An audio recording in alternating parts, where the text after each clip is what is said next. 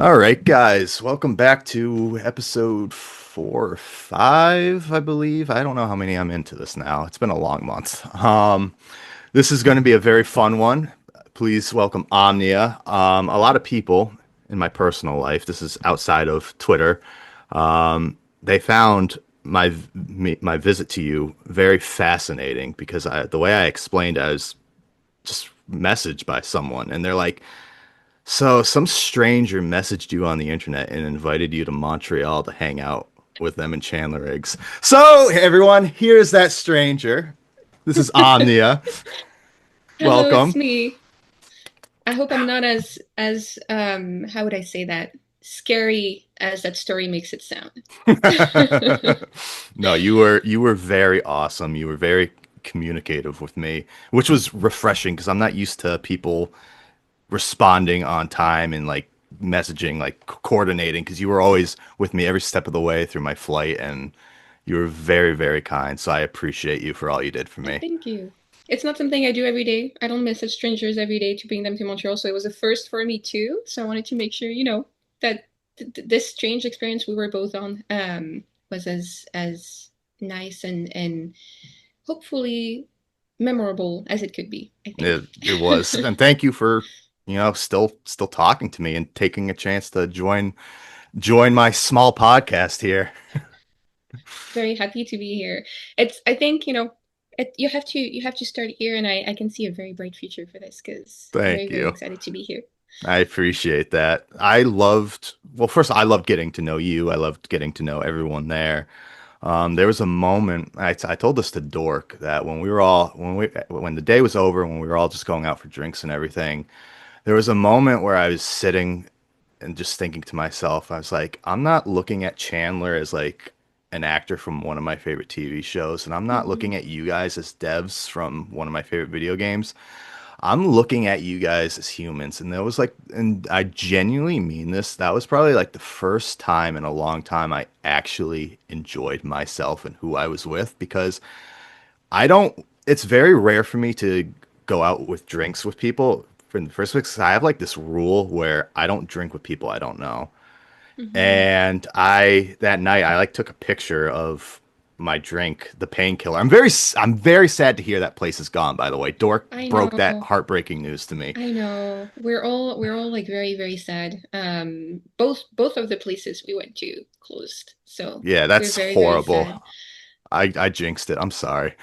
No, no, no. They'll live in That's our memory. We'll always remember that night. That's the most important. yeah.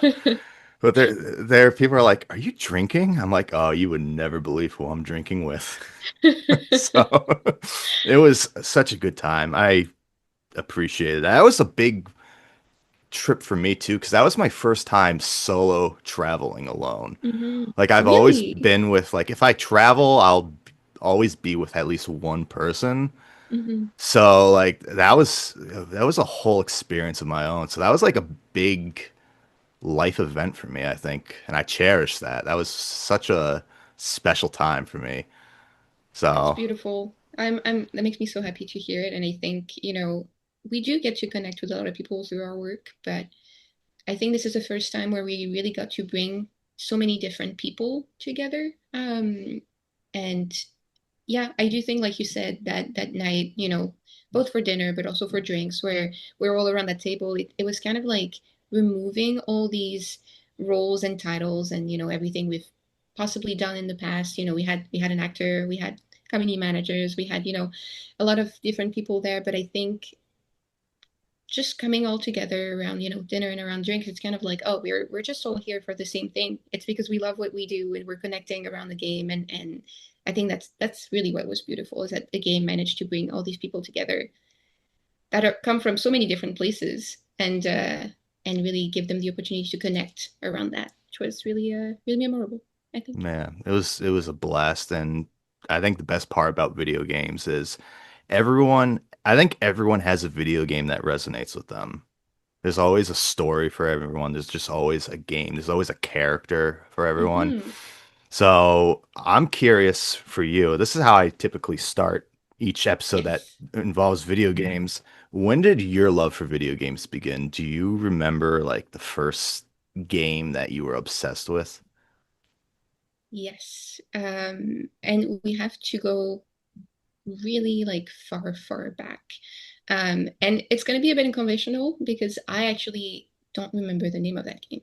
So we're Really? gonna start. We're gonna start with a bit of a mystery, and I still haven't solved that mystery. But I lived abroad when I was a kid. We moved a lot around a lot with my parents, and when we lived in Norway, we didn't have any. We didn't have a console. We didn't really have like games. My dad was working on his PhD at the time, so he didn't have a lot of money he could just spend around on toys or games or things like that. And one thing he would do is he would buy me cereals that came with a CD in it to play a game on the computer. And that really was my introduction to games. I had never played games before, but once in a while he would bring a new box of cereals with a CD inside, like um like a game. I couldn't even tell you why they were partnering with games for those, but it worked because we were buying those cereals. And that's how we started playing. And I played with my dad because he wanted to make sure they were not too mature or anything, and they were usually very fun games. And there's one in particular I remember that was the only thing I can compare it to was like a 2D Red Dead Redemption, which is weird to say because I was 5 years old at the time, so maybe that's a bit of a strange game to play. Um, but I remember playing that with my dad when I was 5 years old, and this is the moment where I really really clicked in my brain. I was like, oh my God, this is great because I get to experience a new world. I get to experience like a story. I get to kind of feel immersed in this, and I get to share it with, someone that I love, my dad, and really like have this new experience, something that is, beyond the everyday life and all of that. And I think this is really when my love for games started, and this is a moment when I knew that I wanted to play more games, and this is something that a love that was developed and nurtured by my parents too. So this is a strange one. Maybe I can do a little investigation at some point and find out what that game was. But this is really when it started, I think. Well, I love that the connection started with your father because I think when video games start with someone, it actually started with my dad as well. But when you start with someone, that's kind of like the first thing that resonates with you. So do you remember what cereal it was, by the way, what brand it was? Because I'm now I'm gonna dive deep into this now. You got me I interested. don't. The To give you an idea, it was in Norway. So that's the other thing too, is that I don't remember if it was a brand that's common everywhere else or if it was a Norwegian brand, which makes it a bit more difficult. But yeah, I'll have to look into it too because I don't remember. And they had more than one games, and there's more than I remember. But I remember that cowboy game was really the one that comes to mind whenever I think about it.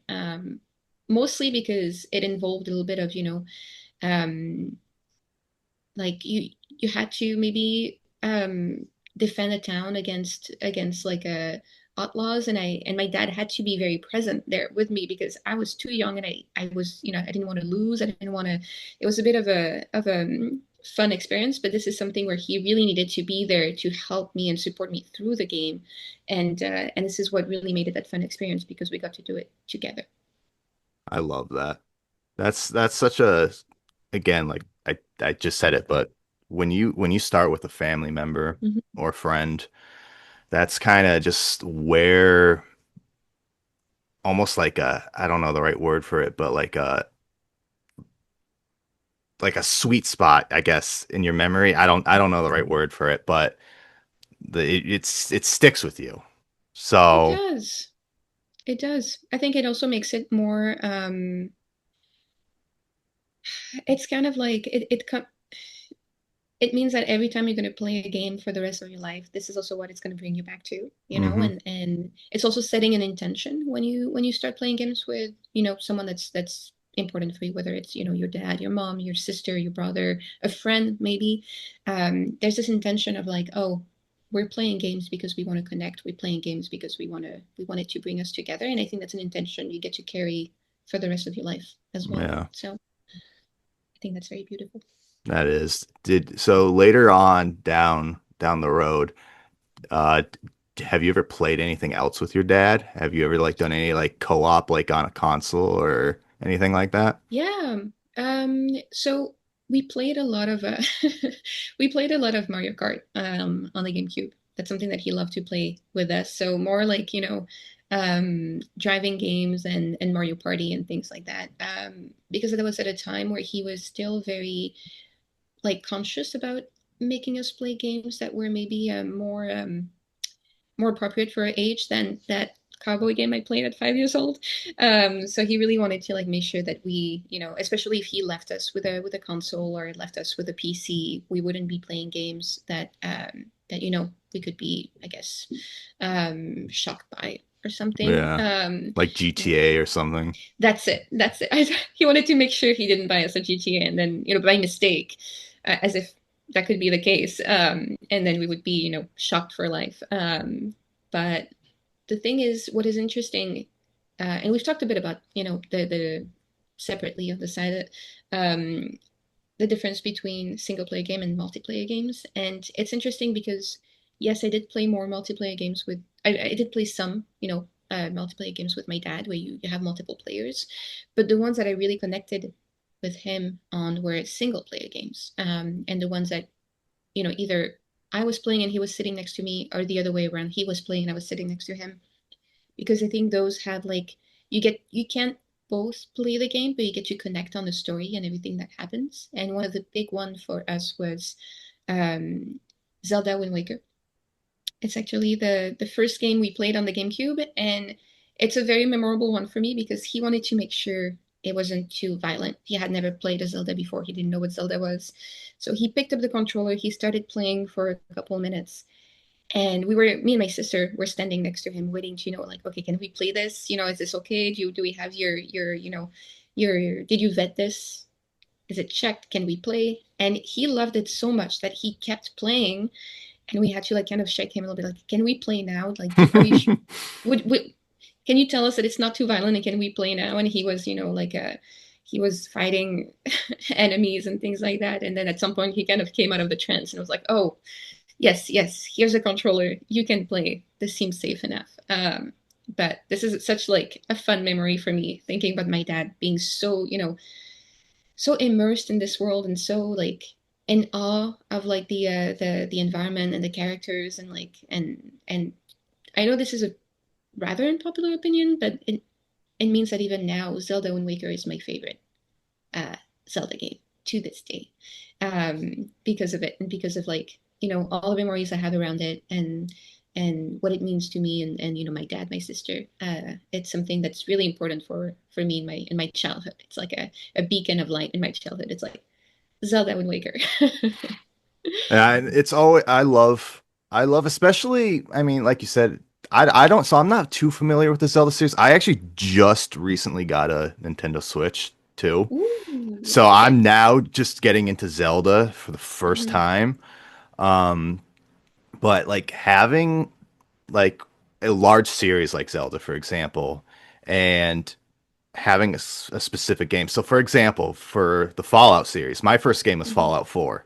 So that's my personal favorite. And I know that's controversial because then you're going to have people I like know. New Vegas is better. But for me, when it comes to video games, it's about what your first memory was that made you fall in love with what that specific thing is. So, as you were just saying with Wind Waker, is that? Yes, that's it. Wind Waker. Yes. So, as you're saying with Wind Waker, like that's having that special memory with it is more Hmm. important than what any other game could have, you know? Yeah, yeah, yeah. And I think it's really interesting that you mentioned it. We hadn't talked about this before, but I recognize my experience in yours because my first Fallout game was also Fallout 4. And I remember talking to my friends about it, and some of them were really into the Fallout series, and them being shocked, them telling me how can you even say that? There's all these games before Fallout 4 that have such like a more developed world possibly, or like more your choices have more impact, or like the characters are maybe they thought better written. Maybe the arc is more interesting, and they were so shocked that Fallout 4 for me was the one, but I hadn't played the other one by then, so I couldn't. I was just like, oh my god, Fallout 4 is the one that really got me into the series and the one that means a lot to me, and the one that I got to replay because I think Fallout 4 for me was also like realizing that something like this could be done because I think Fallout is pretty unique, in terms Yeah. of what it does, and realizing that I could explore a world so rich that, there was always something surprising at every corner, that I got to interact with so many new characters, and when you think you've seen all the characters there are, a new one comes up. The fact there's threats at every corner, and you never really know when one will come in. So, and there's one thing that I really love too is the idea of kind of like exploring the world and kind of falling into a new like narrative. It's like you don't expect it, but you enter a new area and suddenly you're part of this new, scenario going on Hmm. here, and it really makes you feel, I don't know if important is a new word, but it really makes you feel like, oh my God, I'm part of this world. This world is reacting to me. And I love that thing that's so immersive, and immersion is really important for me, I think, in games, which is why I love narrative games. But I think I really resonate with you on Fallout 4 because that's the one that meant a lot to me because it was my introduction to the series. But I know that's not at all um, a common um, a common opinion from Fallout Yeah. fans. And same for Wind Waker. I know a lot of fans, have, because Wind Waker is also a bit more. I don't know if you've ever seen videos or pictures of Wind Waker, but it's a bit more, I want to say, cartoonish. I don't know if cartoonish is the right term, but it's a bit more stylized, which also makes it really appropriate for a younger audience.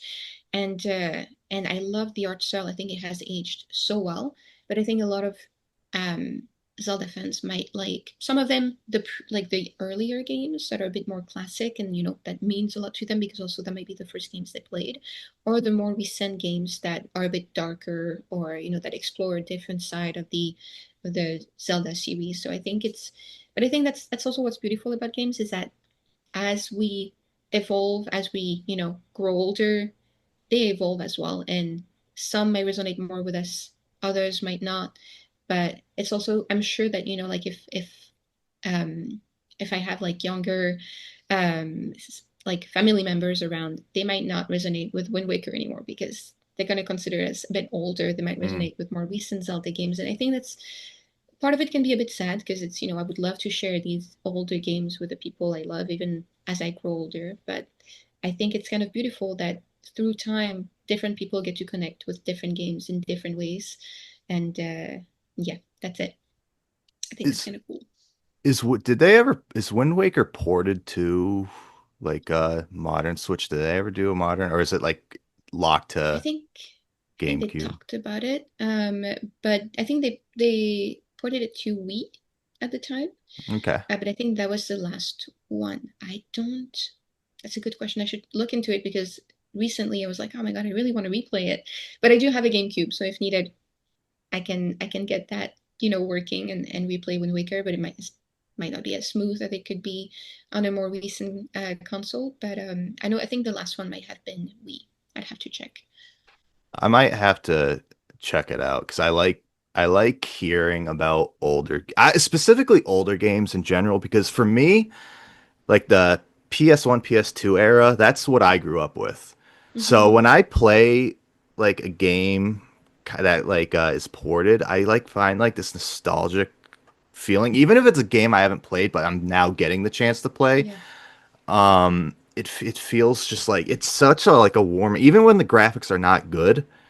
It's such a comforting feeling because like Hmm. just the PS2 era, all that was just so beautiful for me, you know? So I love going back and experiencing. And there's a ton of games that I didn't get to play that I want to, and it's impossible because they're all locked to.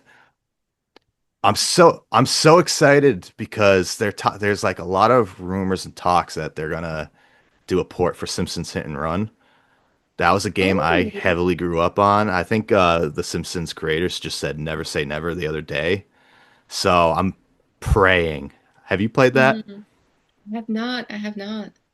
If they port it, you got to play it. It's a Okay. blast. It's a blast. It's one of the most chaotic games you can play. Adding it to my list. That sounds like a lot of fun. Yeah. Um, but yeah, I'll have to look at Wind Waker because I want to. I'm trying to get into the whole Zelda series. I'm on Breath of Hmm. the Wild right now, and I know it's not like the right game to start Ooh. with, but I'm so It's a tough one. I think the difference too is I find that, earlier Zelda games you could pick it up, play a little bit, explore the world, put it down, and then, come back to it later. With a game like Breath of the Wild, I feel like it's really hard to do that because I'm gonna, find myself in the middle of nowhere when I come back and like, what was I doing? hmm Where was I yeah. going? I don't remember my objective. I'm still gonna have fun going around, but it's gonna take me a little while to remember what the next step is. Which I think is great if you really want to get the most out of a game and explore every corner and you don't really care too much about maybe having some setbacks because you load after maybe 3 weeks and you're like, oh, I don't remember what I was doing, but it's okay, I'm gonna figure it out, I'm just gonna explore a bit more. I think it's really a different experience with this, with like games like Breath of the Wild. Well, you know um a game like Wind Waker is a bit more contained, maybe, and I think that it's interesting because there is a lot of exploration in Wind Waker on a much smaller scale, for sure. The map is much smaller, but one of the really cool mechanic is that you get to go sail on the sea, and that's really what you Okay. do. Is you go from island to island. The whole map is like it's a huge like sea, and there's islands here and there, and you get to explore the world by sailing from one island to the other. And there's a lot of exploration involved, but it's a lot more contained, and I think a lot easier too for maybe a child to understand and to comprehend and to know where they're going next. But it's I kind of like to think of Wind Waker as like one of the sketches of what something like Breath of the Wild is now, like one of the first drafts of that it could be. So I really recommend it. It's really, really, really cool game. I love that type of exploration. And speaking of islands and sailing, have you played Assassin's Creed Black Flag? I played a little bit of it, but it was years ago back when I was moving, and I never finished it. But I really like that mechanic too. That's Mm. something that I really, I thought was really cool. Is this a game that like you like for that? You Would you say? there's so much to explore, but the good news is Ubisoft just announced that they're doing a remake. So that Ooh, might have to you might have to add that to your list when it comes out. I mean, the yes. original still play the original version Hmm. because I mean, I like the thing I liked about Black Flag is you get in your ship and you can sail to any island you want. You can sing sea shanties. It's all overall a great time. So it's That's what I got remember the most. It's the yeah sea the shanties. sea shanties, just collecting all the sea shanties and Hmm. but it's so good because like I think it's ahead of its time because for a game in 2011 it looked so good Oh yeah. and what they did with it that was probably the last for me the last good Assassin's Creed game that I enjoyed. There have been others Hmm. like in the later on. Like I, this is a hot take. I didn't beat it, but I did like Valhalla a little. I did. Hmm. I know people get mad when if you like anything that they don't like, but I liked Valhalla a little bit. Um, Well, I think, games resonate with you for different reasons, and even, yeah. some games that might be considered, not as good as the previous ones, you might still find something in them. I know for me, like one of them is and I know this is going to be a very unpopular opinion, and I expect to get messaging after this telling me how could you even say that. But Mass Effect Andromeda I actually really enjoyed, and Oh no, that's a solid one. Do people not but when like it that? came out, I well, I think people prefer the previous ones, Okay, that's and fair. which I understand, completely understandable.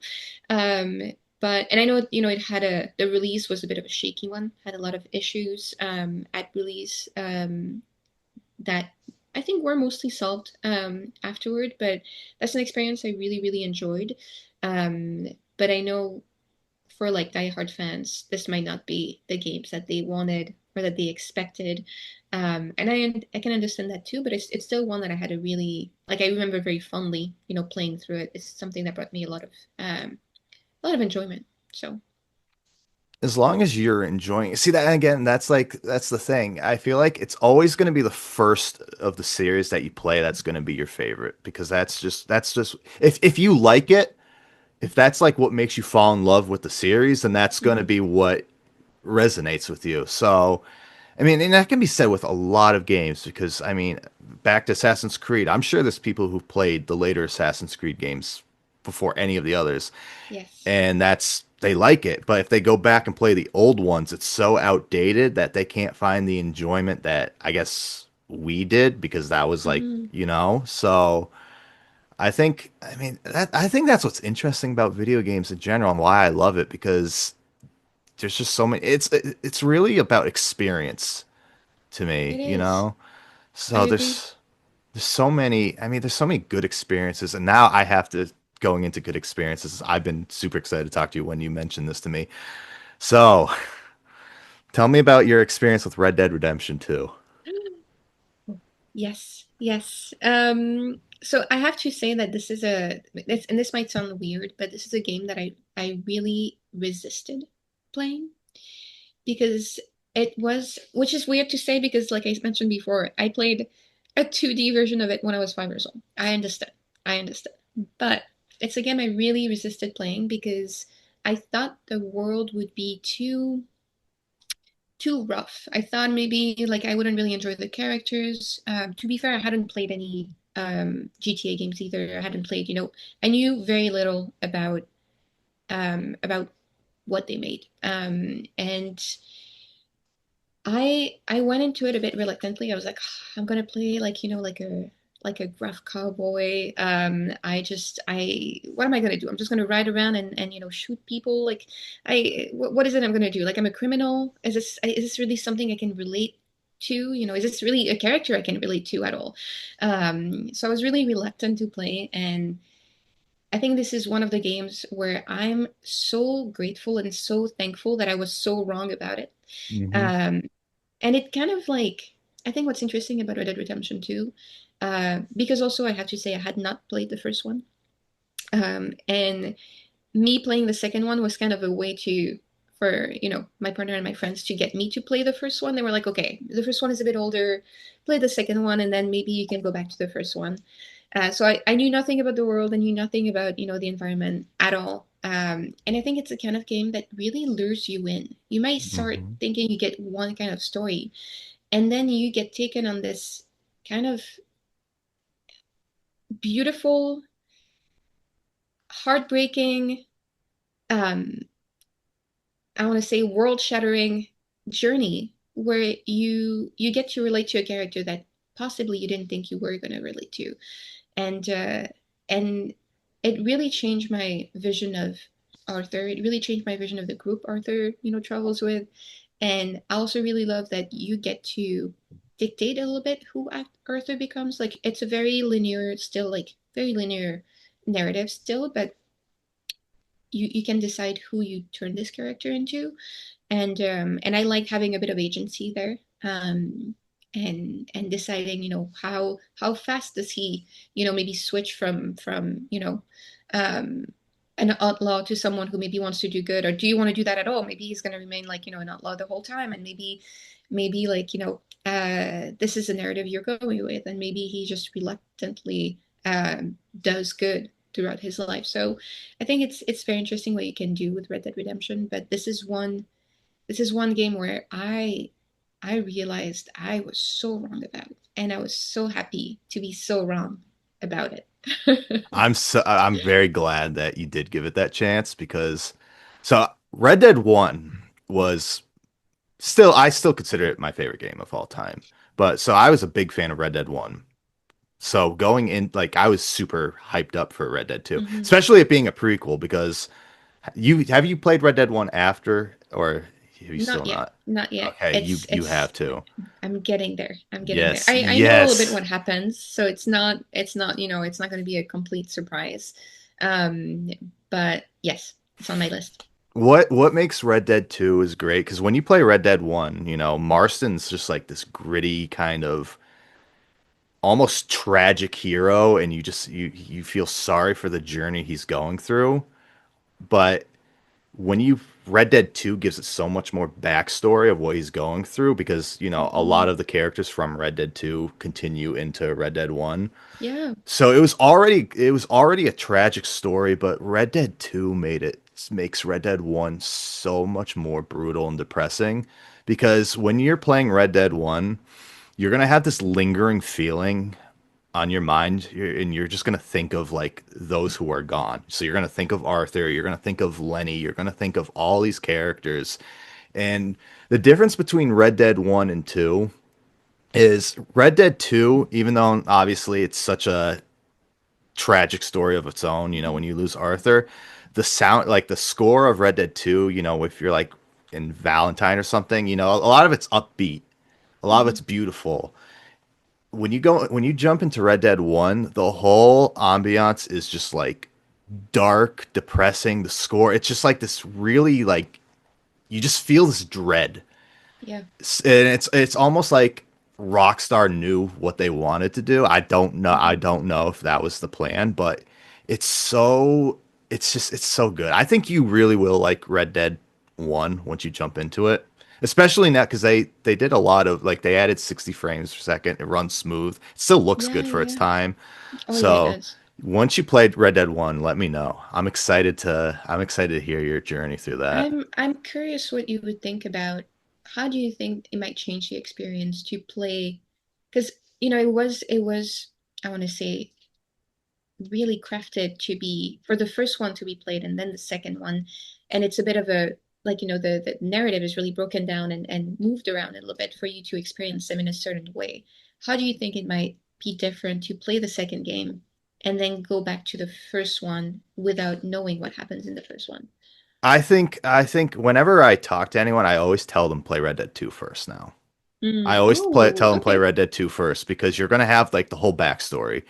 Hmm. So the emotional weight John carries in the first game, you're going to feel that dread even more than you Okay. would when you first played. It's like, have you watched Breaking Bad? Yes, Have you watched Better Call Saul? a little bit.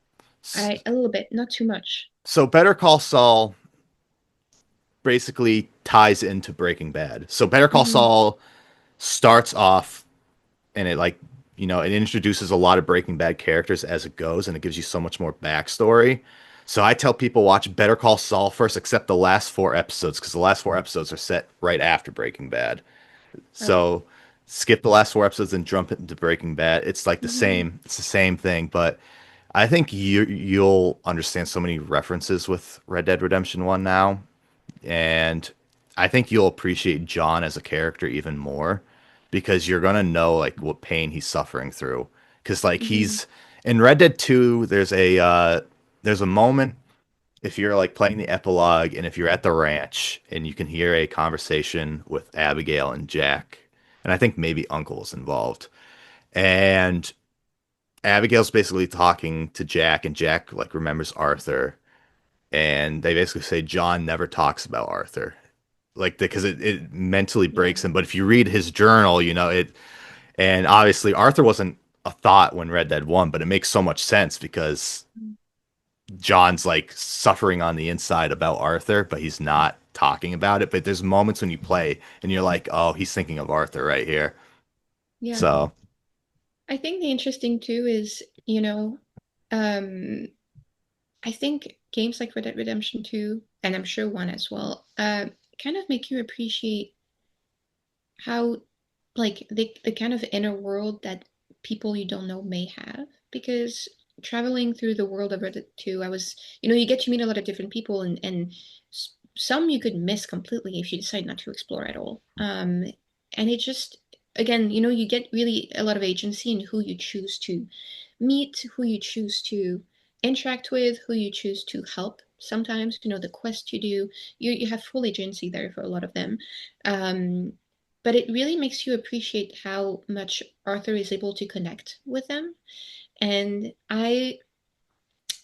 playing the epilogue too and going back as as John, and talking to people that Arthur met, seeing, kind of the impact he had on them, and the what's left behind after, after his death is really, I think, was really impactful for me. It's also realizing the impact I had as a player, Mm-hmm. because depending on what you do, people might not remember him. People might remember him. People might remember him very fondly. Some people might be alive when they should have been dead because he Mm-hmm. interacted with them. And I think the impact you have on the world is something that feels very, feels very real, but also makes you realize that you have the same impact in real life. And I think that's what I love about games, is taking something a lot more contained, making you, play as a character, explore the world, interact with people, and then really kind of flipping that on you and making you realize, oh, this is the same in the real world. Like you have an impact on the people you interact with. You're able to do good where you can. You're able to change people's lives, and it might feel, like hopeful to think that way, but I think that's something that Red Dead 2 really, really, really exemplified. It's like the and through Arthur too, which is again incredible, because when I started playing the game, not at all the kind of character I expected, Mm-hmm. for him to grow into, or for the player to be able to grow him into. But I think that that's also my favorite thing about Red Dead 2, is it keeps surprising you in the epilogue, and the way people remember you as a player and how you played. It made me feel like very seen as a player, very like, oh, the way I played, the way I interacted with people is remembered. And there's also something very, I think, comforting there, because the character you played throughout the whole game is not there anymore. He's dead, but his impact has lasted this far, even after there. And I think it's something very interesting to think about, even for the real life, what might be left when you die. I think video games are a very good catalyst for those emotions and those fears and those things you might feel, because you get to see in a game, oh, this is what could be. And it's not as gruesome and scary as you think it would, I think. Mm. What's I know it's gonna sound silly, but Red Dead Redemption 2, Arthur in general, made me a more social person. It helped with my social anxiety because I just greet people in Red Dead. So like when I'm out walking, I'll just like Yes. walk by people. I'll be like, "Hey," it's Yes. so like silly, but like in a way, it like made me because I'm walking around. I'm like, I'm Arthur Morgan. It's true though. I think games have this ability to kind of give you a second way to experience things without necessarily, the fears and the stress and the anxiety that you could have in real life, and make you realize that you can also do that in real life. It's very there's what's the worst that can happen? Someone's not gonna say hey back. That's it. Yeah. Arthur, I mean, that's a character I could talk about for hours because you learn so much through his journey, and I think your play style determines kind of like who you are in real life with what your Mm, choices you make. But it's so rare for me to feel emotional playing a video game.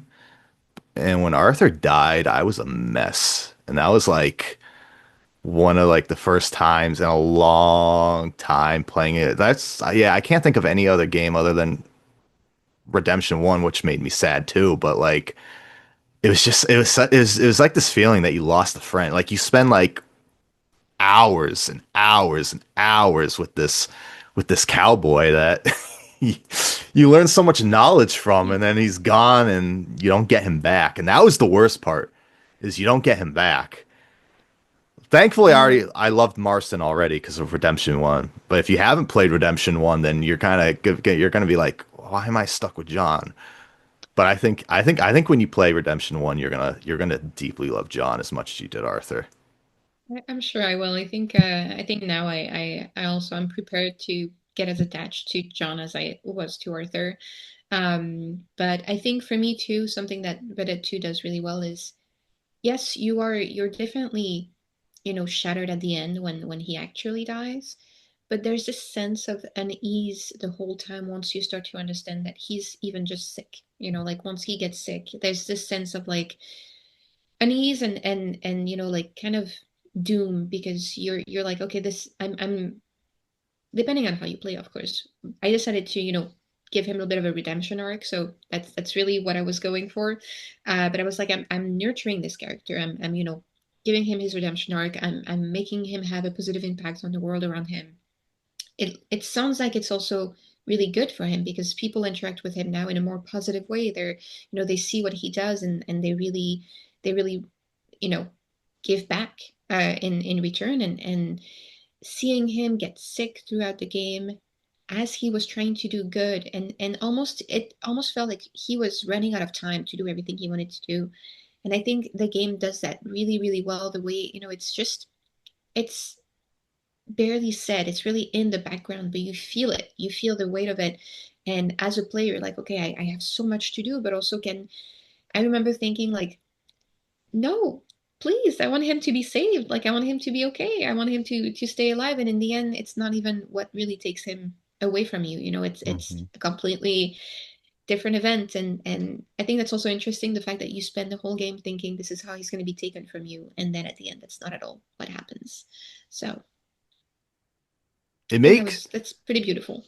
his illness kind of, again, this might sound as silly as I said before, but it almost made me like be like, okay, I need to appreciate life. I need to do all I need to do. Because that's kind of like the scary thing, because like it could happen at any time. Yeah, I don't think that's And silly at all. I think it's, that makes a lot yeah, of sense. because his art for Arthur, like he had little time. So with what little time he had, he chose to do what good he could do.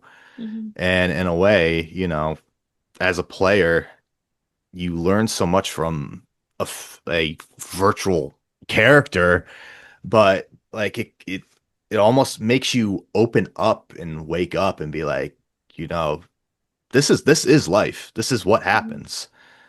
So you got to make the most of what you have. That's why I choose. I just make life an adventure. I love it. It's a blast. So that's just what you got to do, especially with the game. Red, it's so good. It's such a good game. I could go into hours. So there's I just so many. know.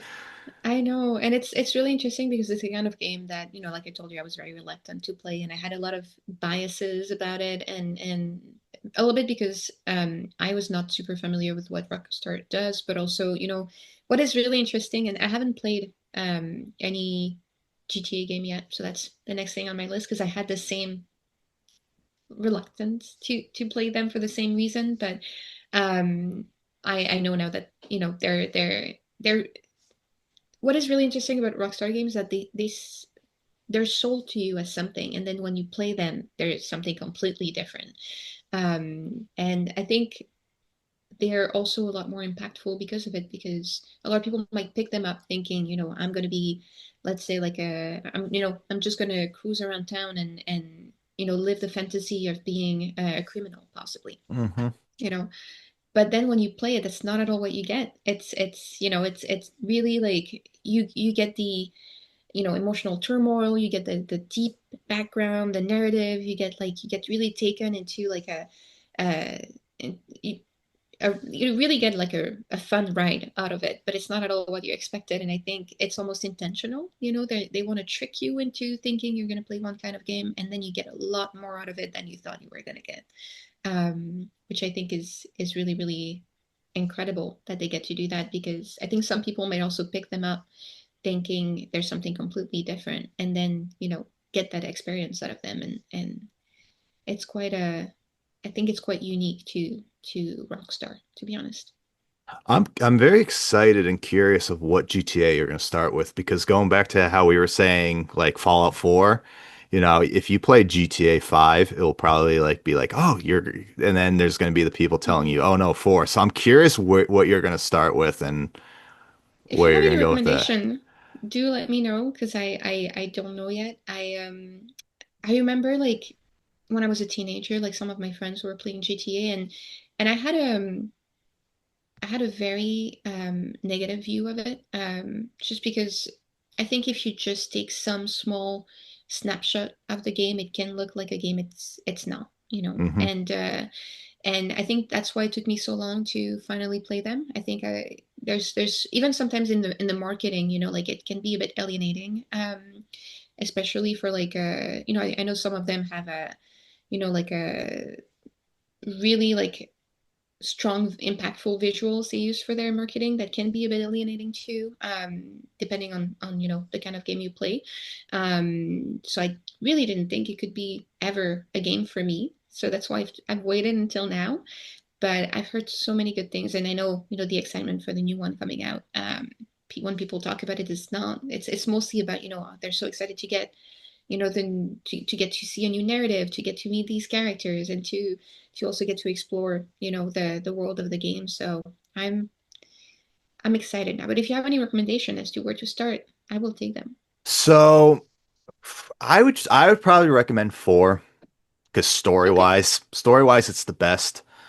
Five is more of like five is just kind of bizarre. It's like a Tarantino film. Okay. So here's the thing. I'm actually not the biggest GTA player. Like I do like Mm-hmm. it. But when I played it, I mainly played online with friends. Mm. So, but like I don't even rank any GTA in my, again, this is probably gonna be controversial, but I don't even rank GTA in my top 20. I Okay. don't. But I do think if you do get into it, I think you would like four because it's the best story. It's dark and gritty. It is a dark and gritty Okay. story. And so if you like more serious stuff, four. But if you're Mm-hmm. okay with just like wild, bizarre, then go to five. Or wait for I think I'll six start. Uh, that's if it ever true. Yeah, but happens. then fingers crossed because a lot of people are counting on it. That's the thing. I'm in this case, I might want to start with, something like 4 or 5 because I'm worried that if I play 6, because it's new, it's bright, it's shiny, it's going to be harder for me to get back to the earlier games. That's fair. Hmm. So I think maybe I'll start with 4 and 5 and then, move up the list. I think that's the way to go. Let me know when you do. I'm curious what your thoughts will be because four is a very solid story. It's a very solid world. I liked Liberty City, which is, basically New York City, what they based it off. Mm-hmm. Um, there's a lot of with GTA, there's a lot of interesting. I think the best part about GTA games is not even the story, it's just side quests. Because there's a lot Mm-hmm. of interesting side quests you can find, but you can explore and find a lot of cool things. So I'm very curious I when like you that. when you I play like that. I that. mean, especially now that I've played Red Dead 2 and loved it, I'm definitely more willing to give all their other games a try. I think it's also, it's easy. It's taught me to not judge a game by its cover, because and it's something that it's an intention I have now. It's to try to play more different games because I used to think of myself mostly as like a narrative game person or like a adventure game person, but I didn't think I could do, a lot of action. I didn't think I could do a lot of horror. I didn't think I could do, and anything that required too much like, perfect coordination or things like that. I wanted to, just kind of relax into the game and enjoy the story. But the games I've loved the most were games that surprised me because I didn't think I would like them. And then being like, oh wow, like I was completely wrong, and now I feel like I get to expand my like library of games because I don't run into a game thinking, oh, I'm not gonna like it, or I'm gonna like it, or this is not my kind of game, or like, I'm not gonna be good at this. I run into it thinking this could be my next favorite game. Let's see. Maybe it will be, maybe not. But I've really tried to break down walls when it comes to, you know, categories or like what games I can or cannot play and just kind of let them surprise me, maybe. Has there ever been a game that you have played and you didn't like, but you revisited it and you were like, okay, this is actually really good? Yes, there's two that I can think about, but when you say revisited, I revisited them very shortly after. So we're not Okay. talking years, we're talking a couple months, maybe a couple weeks. And one of them which I know is going to sound surprising, but it is Disco Elysium. Which one? Disco Elysium. Okay. Because I it's a game that was sold to me as a narrative game with a deep story, and the people who recommended to me were like, you love, narrative based games. It has a, you have to roll to do some actions, things like that. You have stats. It's something you're probably gonna love. And I started playing it, and I hated it because I was like, I'm not a good person. I'm not good at what I do. My rolls are not great. I'm not having I'm not having a good time. I played maybe like a 45 minutes. I was like, I'm really bad at this. Like I'm not gonna get to the end of this game. Like my character is messing around. My character is really not doing good. What is he doing? I was really like, what is my character doing? My character sucks. Have you played Disco Elysium? I have not, but I will definitely. What's it? So yeah, let me write that down. Look into it. It's a really unique game. Is it on Steam or PlayStation? Yes, Okay. it's on both. So you should be able to find it on both, without any spoilers at all. The basics is that you wake up in a after a very very bad hangover, um, with no no memory of who you are. Um, you don't know your name. You don't know why you're here. But you wake up in a hotel room pretty much. You go down into the lobby, and you meet your like a Lieutenant Kim, who's your partner in how do you say that? Like your crime solving partner, you could say. Um, and you've both been assigned to investigate a death, but you don't remember your name. You don't remember what you had learned until then. Um, you can even choose if you want to kind of hide the fact that you don't remember all of these, and you can kind of play like, oh yeah, yeah, I know why I'm here. Like I know who I am. Sure, sure. But that's what I was doing. I was investigating. You can really choose how you want to play this. But that's the basis. You're here to investigate a murder with a Lieutenant Kim who you don't remember. You don't remember your name. You don't remember anything about your life, and that's how you're thrown into this world. But all the characters think you're a loser. You think you're a loser. Everything you do can end terribly, depending on how you roll, depending on your stats. People don't really, Most people don't really like you because you act like you're, again, a loser. You don't even remember who you are. Like, how bad is this? How bad are you doing as a person?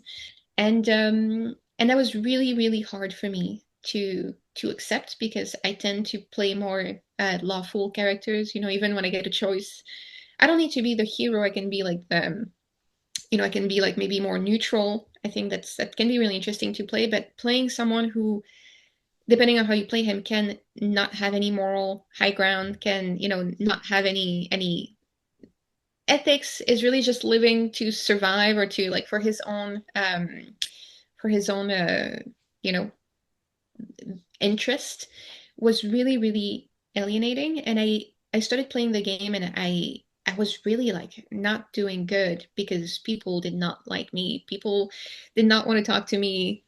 The investigation was not going well. I needed to find money to pay for my hotel room, but I was out of money. It was really not fun. And I remember talking to my friends and telling them, hey, I think I'm really bad at this game. I'm not having a fun time. I'm not good. I don't know if it's my stats. I don't know if like I don't know how to play, but like people don't are not interacting with me like they like me. Everyone thinks I'm a loser. I think I'm gonna put it down. And I remember one of my friends told me, how what if you just play like you're a loser? Like play like you're the worst person on earth. Like play like you're just, this is your first day on earth, you don't remember who you are. Actually embody this character that you have, and just go through it and make the decisions you want to make, but just don't have that pressure on your shoulders of like being a good person or being liked or being.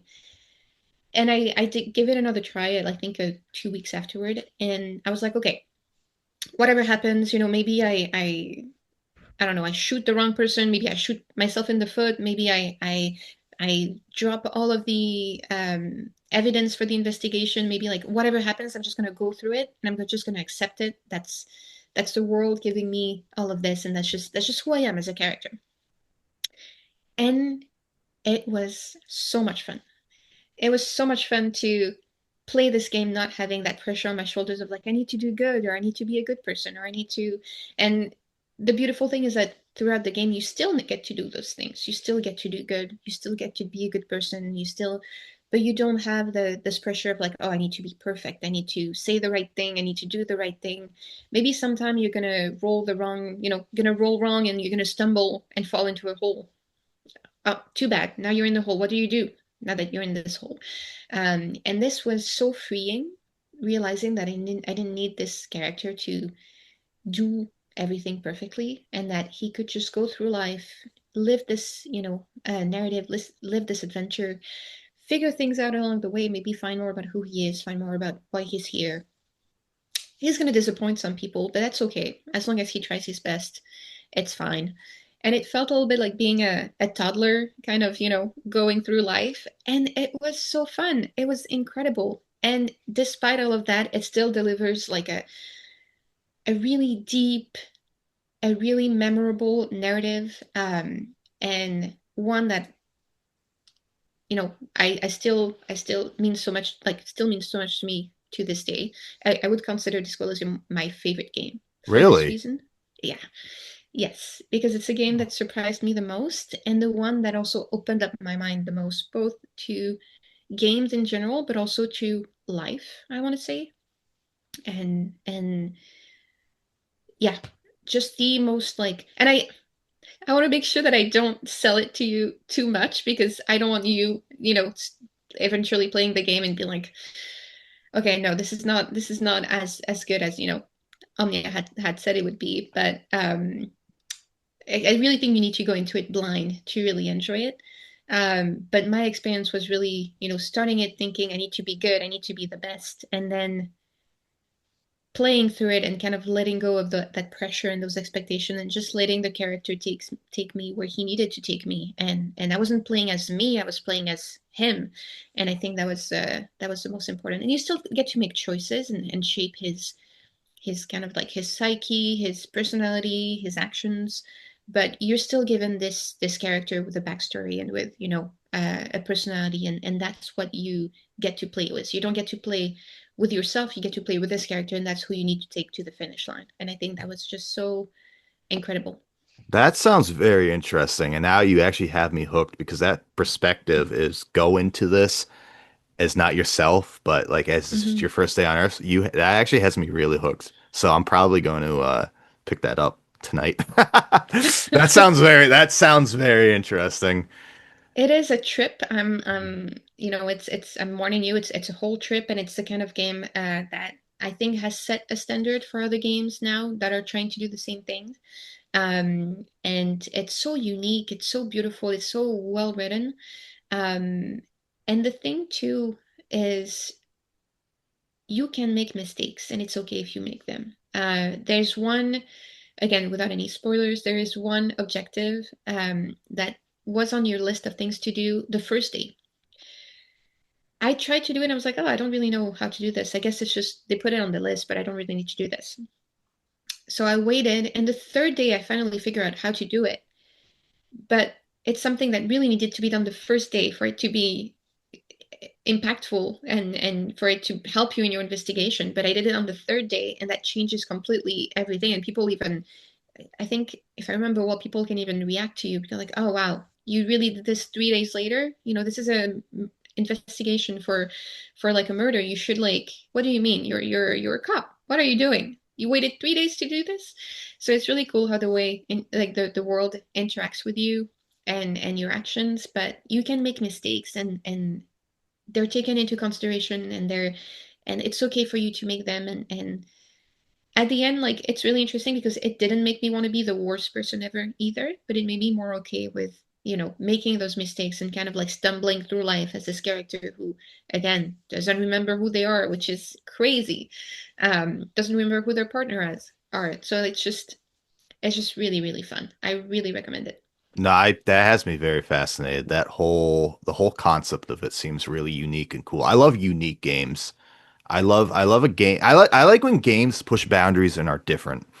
Like for example, Yes. like Death Stranding. I love Kojima. I'm a huge Kojima fan.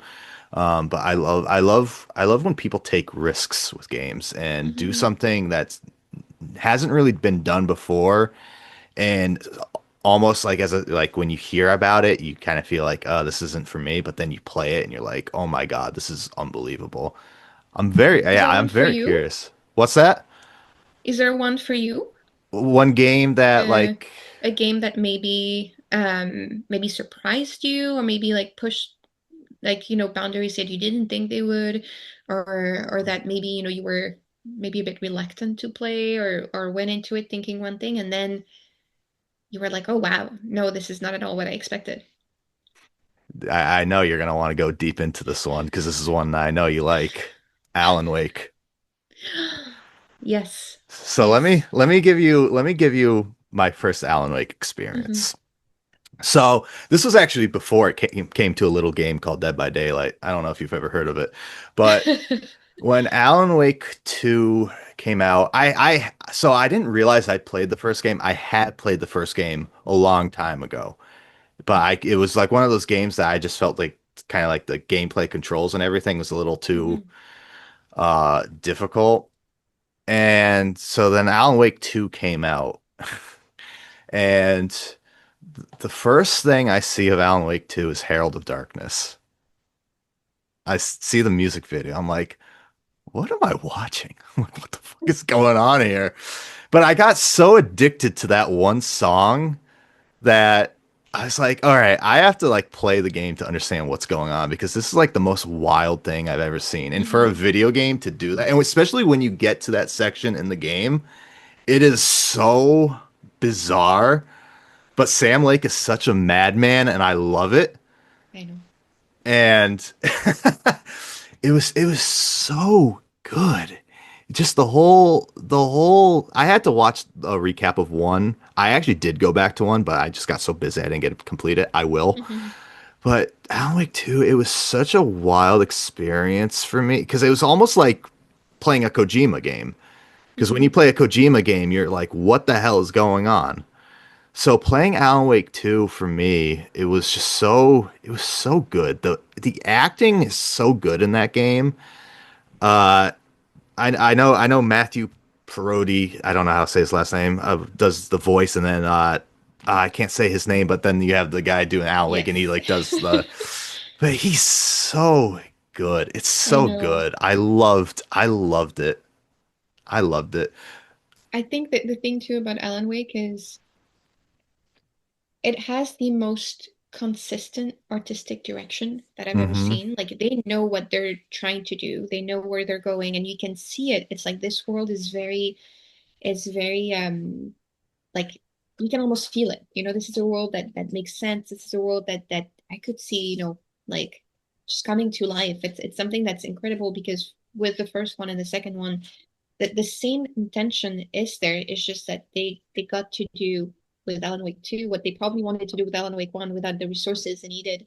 Um, so it's seeing where it started and it's where we are now is really fascinating, I think. It's so good. Be honest. Be honest. Have you ever had to have you ever done the Herald of Darkness dance?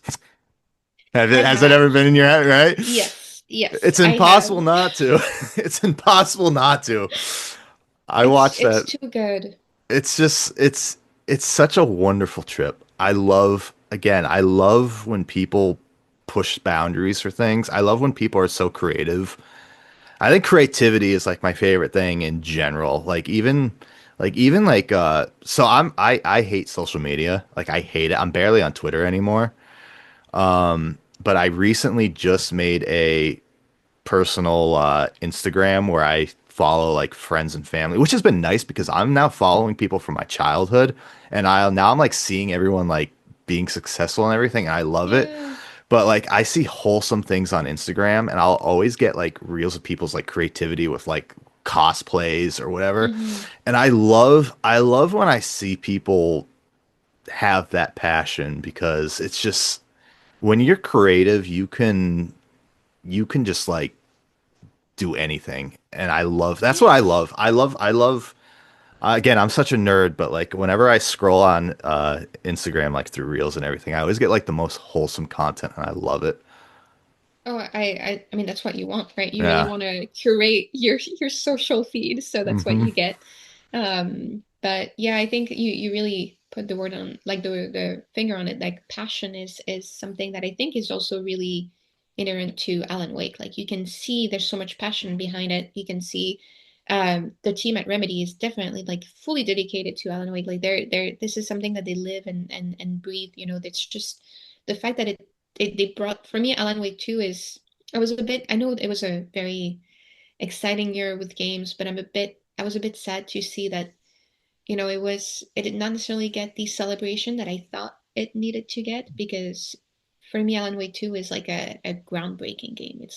Oh, it's It's like something magnificent. that yeah, it's beautiful, but it's also something that I think will inspire so many other games in the future and you know encourage them to push boundaries. So it's just so beautiful. I need to replay that at some point, maybe in the summer. It's on my list I because it was replayed so good. it, I think in November. I replayed the whole game because I just loved it. Oh, I did New Game Plus actually. That's it. I It's wanted to do the so New Game Plus. it's just it's such a I don't know, like I said, the creativity Herald of Darkness, that is like for a video game, like what you're doing with that is like one of the most insane leaps you could take, but it paid off so well because you're playing this you're essentially playing this horror game, and then it turns into a musical.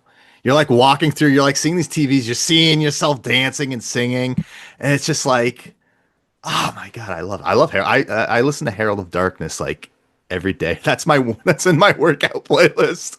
It's in I my mean, workout playlist. I understand it's something that's gonna, you know, really energize you and just get you excited and but to be honest, the whole soundtrack for that game is incredible. It's It's so so good. beautiful. It's so good. I know, I love Alan Wake. I might have to do a double feature and just play one, then jump to two, and it's so good. So, Honestly, it's really hard because so I recommended both games to a lot of my friends and some people had a bit of a hard time with the first one because understandably it's a little older, it mm, plays differently.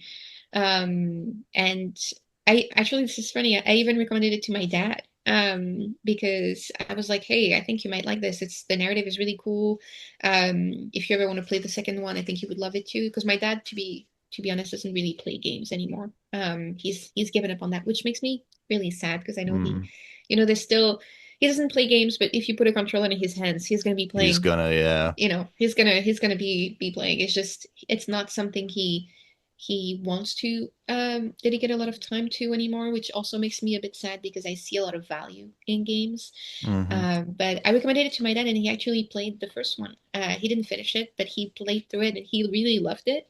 And this was a kind of game that he's never played before. He hasn't played like, you know, how would you even describe Alan Wake 1? It's a bit of a, I don't know.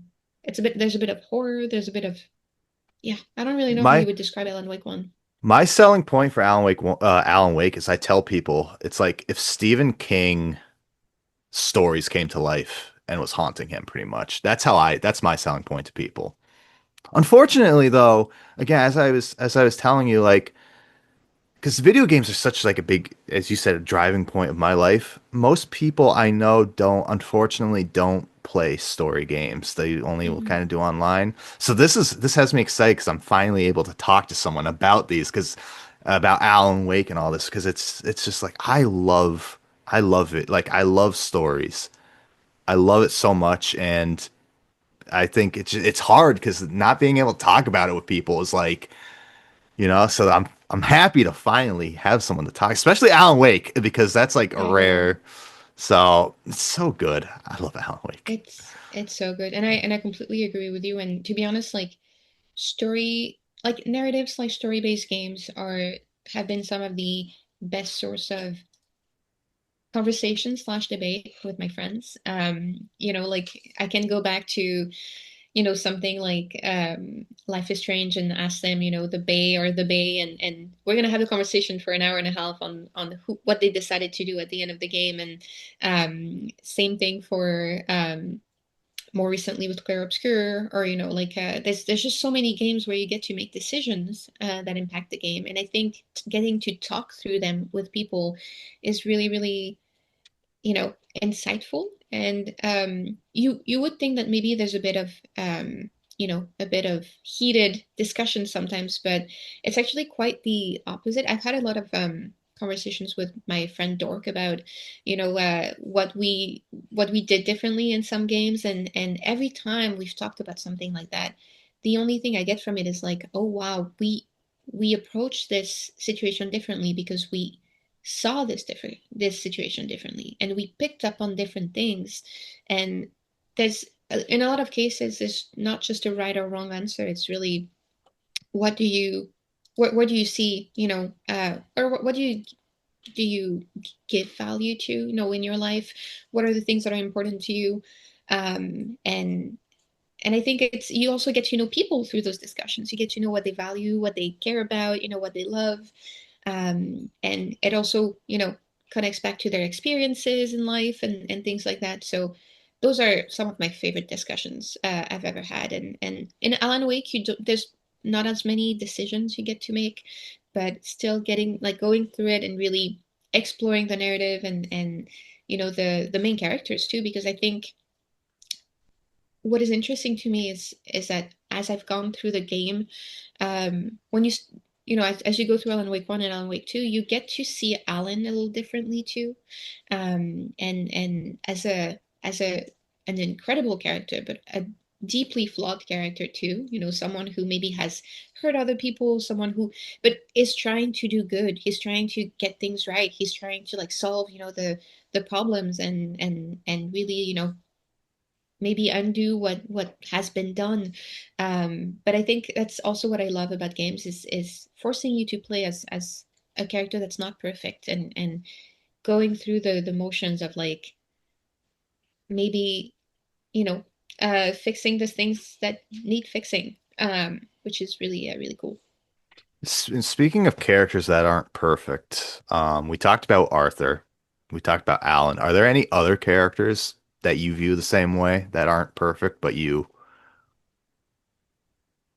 Hmm, I'm sure there is. Well, there is a one in Disco Elysium, but I won't say too much about that because I want you to play it and I don't want any Okay. spoiler there. But that one is definitely a character that is not perfect at all, and that's also why I love him. I love that he's so imperfect. And last thing I will say about that is that at the end of the game, I felt such a deep love for this character, even though, again, he's not perfect at all.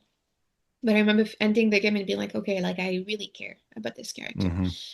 So nothing I'm going to say about that because I want you to play it. But other than that, um, the most recent example that comes to mind is Clair Obscur.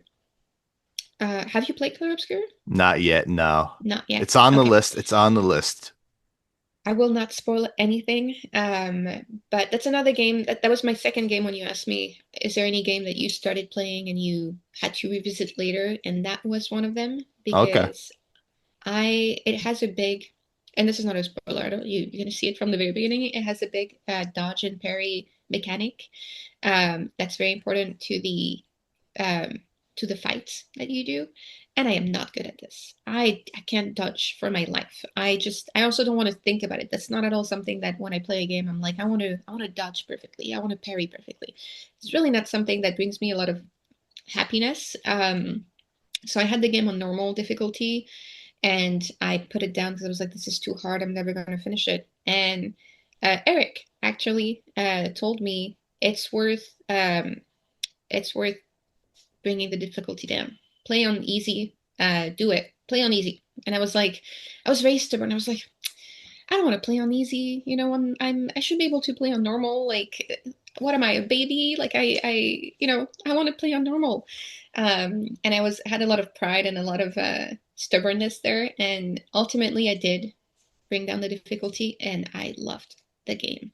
It was so fun. It was so exciting, and I loved the and battles started becoming very fun to me. So um, I'm sure you won't have any problems with the dodge and parry mechanics. It's just this is a me thing. I'm terrible at it, so I needed to do it.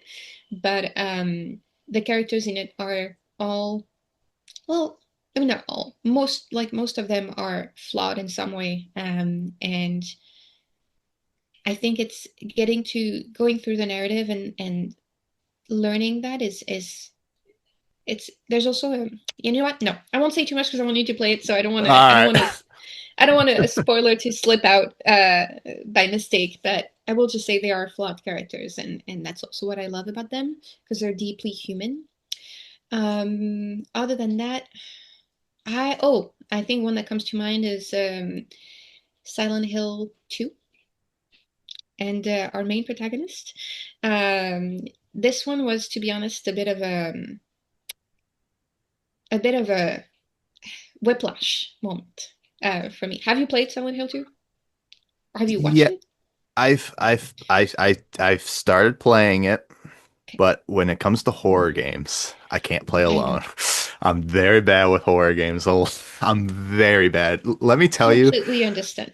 Let me tell you, Omnia, I am so loud when I play horror. I can't handle jump scares. As I was telling Dork, like I can't do Outlast trials. Outlast 1 was already brutal enough for me. Like I'm so bad with horror games and it like you just yeah. I completely understand. I used to be the same. I still haven't played Outlast 1, Outlast 2. I've only ever played Outlast Trials with Dork.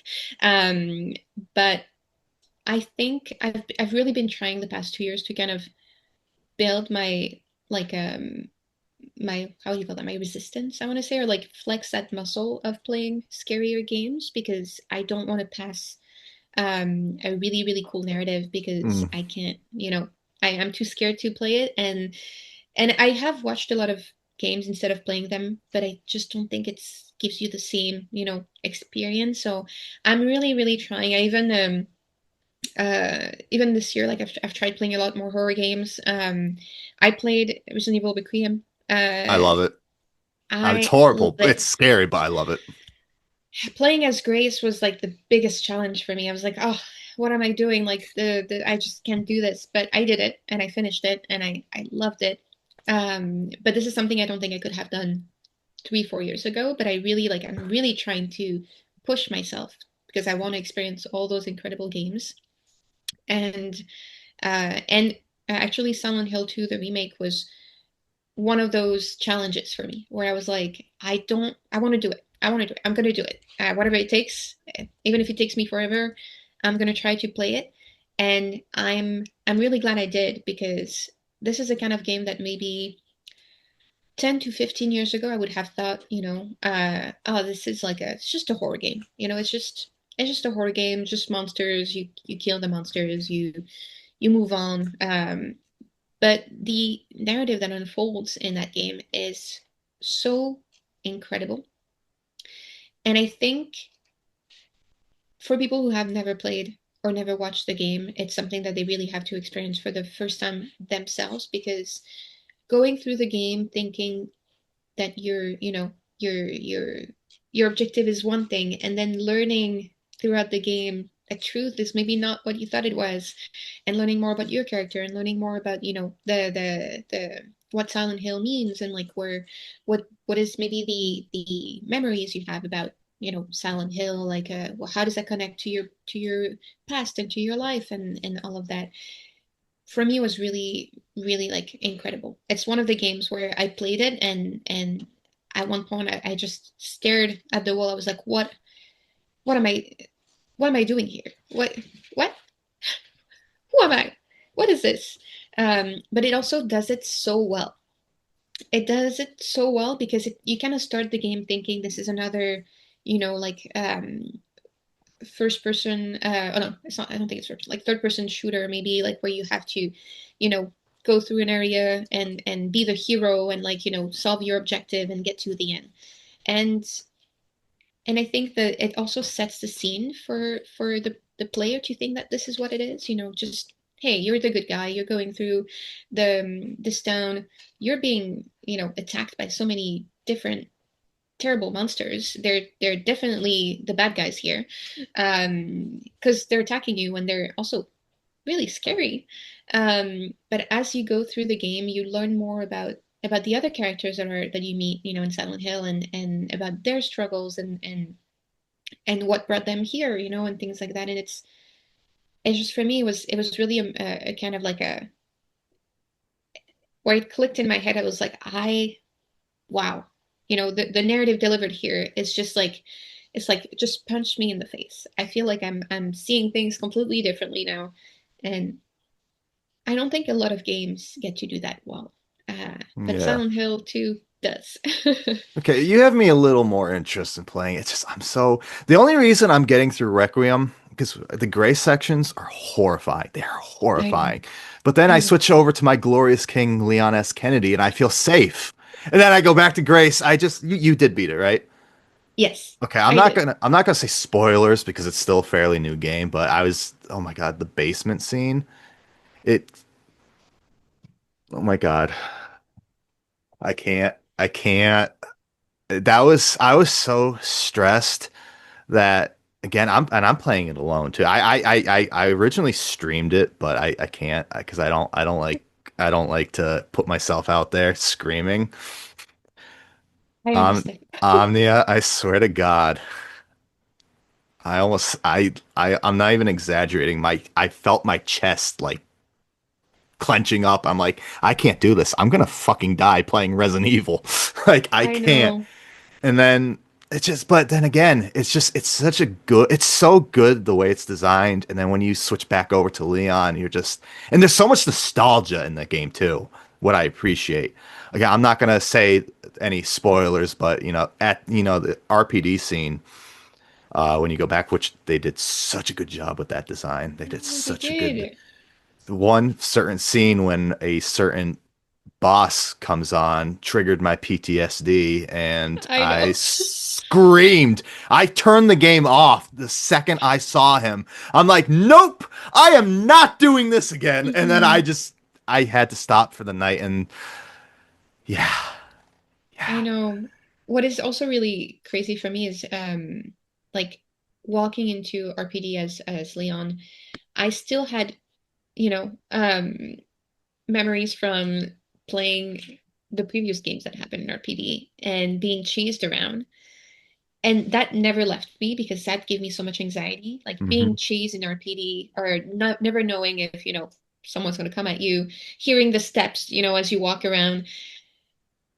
Even, like in Requiem, I stepped in and I was like, okay, do I need to look around because someone's going to come chasing me? Like, it's who's coming? Who's here? Listening for steps. Okay, no one's here. Hmm. Okay, good. This not the same kind of game. And then maybe it was. Um, but but I think for me, like, Requiem is it it's so incredible because it's so fun to play. It's Like the almost like the a love letter gameplay. to the fans. It is. It It's like a is. And return to form, but also it's a mixture of old versus new. that's I it. love That's it. whoever plays Grace is phenomenal. Like her acting is I know. insanely good. Like that is my top contender for performance of the year. She is unbelievable. I just want to throw that out there. I'm not sure who does it, but she is unbelievable. She is. And I think for me, that was also very grounding in the game because hearing the sound effects as you move around, and like her being out of breath, or her being like scared, or her I was I felt a lot more like weak and vulnerable because of it. I was like, I'm just a person. I'm not a Leon. I'm just a person. So Yeah. when you play as Grace, you feel very grounded in that world and very vulnerable and very and it's really helped um by her performance. I think it's just incredible. And I think it's like it's really cool because I think games do that different, like different games do that differently, but this is the one I noticed it the most. It's really like the immersion, once again, going back to the immersion, I think in this case, what also makes it so different when you're playing as Grace or as Leon is that when you play as Grace, you do feel, more weak. You do feel maybe like you're not equipped. Sure, maybe you have a when you start you have a requiem with one bullet. It's going to be super helpful to escape whatever, is chasing you. Um, but you're not very fast. You're just a regular person. You're an analyst who, again, I don't know what has been sent to figure things out because I wouldn't send an analyst alone anywhere. I think poor Grace. I felt really bad for her. I was like, this sounds like something's going on. Um, but yeah, you do really feel like you get to embody Grace and you get to embody Leon, and the switch feels so strong and so powerful because you get to play completely differently. And the basement you mentioned, no spoiler there either, but I will say I tried to explore as much as possible, even if I was scared. In every other parts of the game, I was like, okay, sure, I'm gonna find some enemies here and there, but I want to get, the collectibles. I want to explore to find the all the bullets I can and all the resources I'm gonna need. The basement, I did not. I was like, I know there's areas that you can explore if you choose to. I was like, no, I'm gonna do my objective and I'm gonna go home and I'm gonna call it a day because I am not staying around here. After I got out, I turned it off and I put on Shrek 2. I'm not even exaggerating. I put on Shrek 2 and I'm like, all right, time for That is the something way to do it. joyful. Yeah. Have, Yes. Yeah. But I think with Silent Hill 2, I had the same feeling where some areas were very challenging for me. If there's the prison, for example, is one where I actually had to stop and be like, I don't know if I'm gonna get through this. And then I decided, okay, I'm just gonna run around everywhere and do my things, and I'm just gonna nothing to look back. And it worked. It worked. I did it. Did I collect everything I needed to? No. Did I survive the area? Yes. Um, but it's something that really like I think it sets the scene so well that I remember playing through the prison in Silent Hill 2 and thinking, hey, this is just a game. I'm just playing a game. I'm on my couch. I'm just playing this game. I shouldn't be scared. It's a game. And the minute I would turn it on, I was like, nope, nope, I'm gonna die. This is so scary. This is not just a game, this is real. And I think Silent Hill 2 does that really well. The immersion and making you feel like you're there and making you feel the despair and the doom and this kind of sense of like, things are gonna go so wrong and you can't make them go right. Is something they do really well. So I would recommend it, but I will say it was a really hard one to play for me. mhm. And I'm just glad I did, but it was really rough. Like I had a really rough time playing it. It was my challenge. I was like, I can do it. I'm gonna try to do it. But I had the same with some of Grace's segments in Requiem. It was some of them were a bit tough because you do feel again so vulnerable um, compared to when you play Leon. Although I will say I have been personally victimized by the chainsaw on the ground playing Leon. I can never That pick was it up. such Yeah, I can never I pick it couldn't up. either. But I was also surprised because I didn't think the chainsaw would hurt me. I was like, oh, I can pick it up now. And I went to pick Hmm. it up. I was like, oh no, Yeah. I'm getting damaged. But yeah. Have you seen there's like a recent debate going on about it's like would you rather be stuck in the world of Resident Evil or would you rather be stuck in the world of The Last of Us?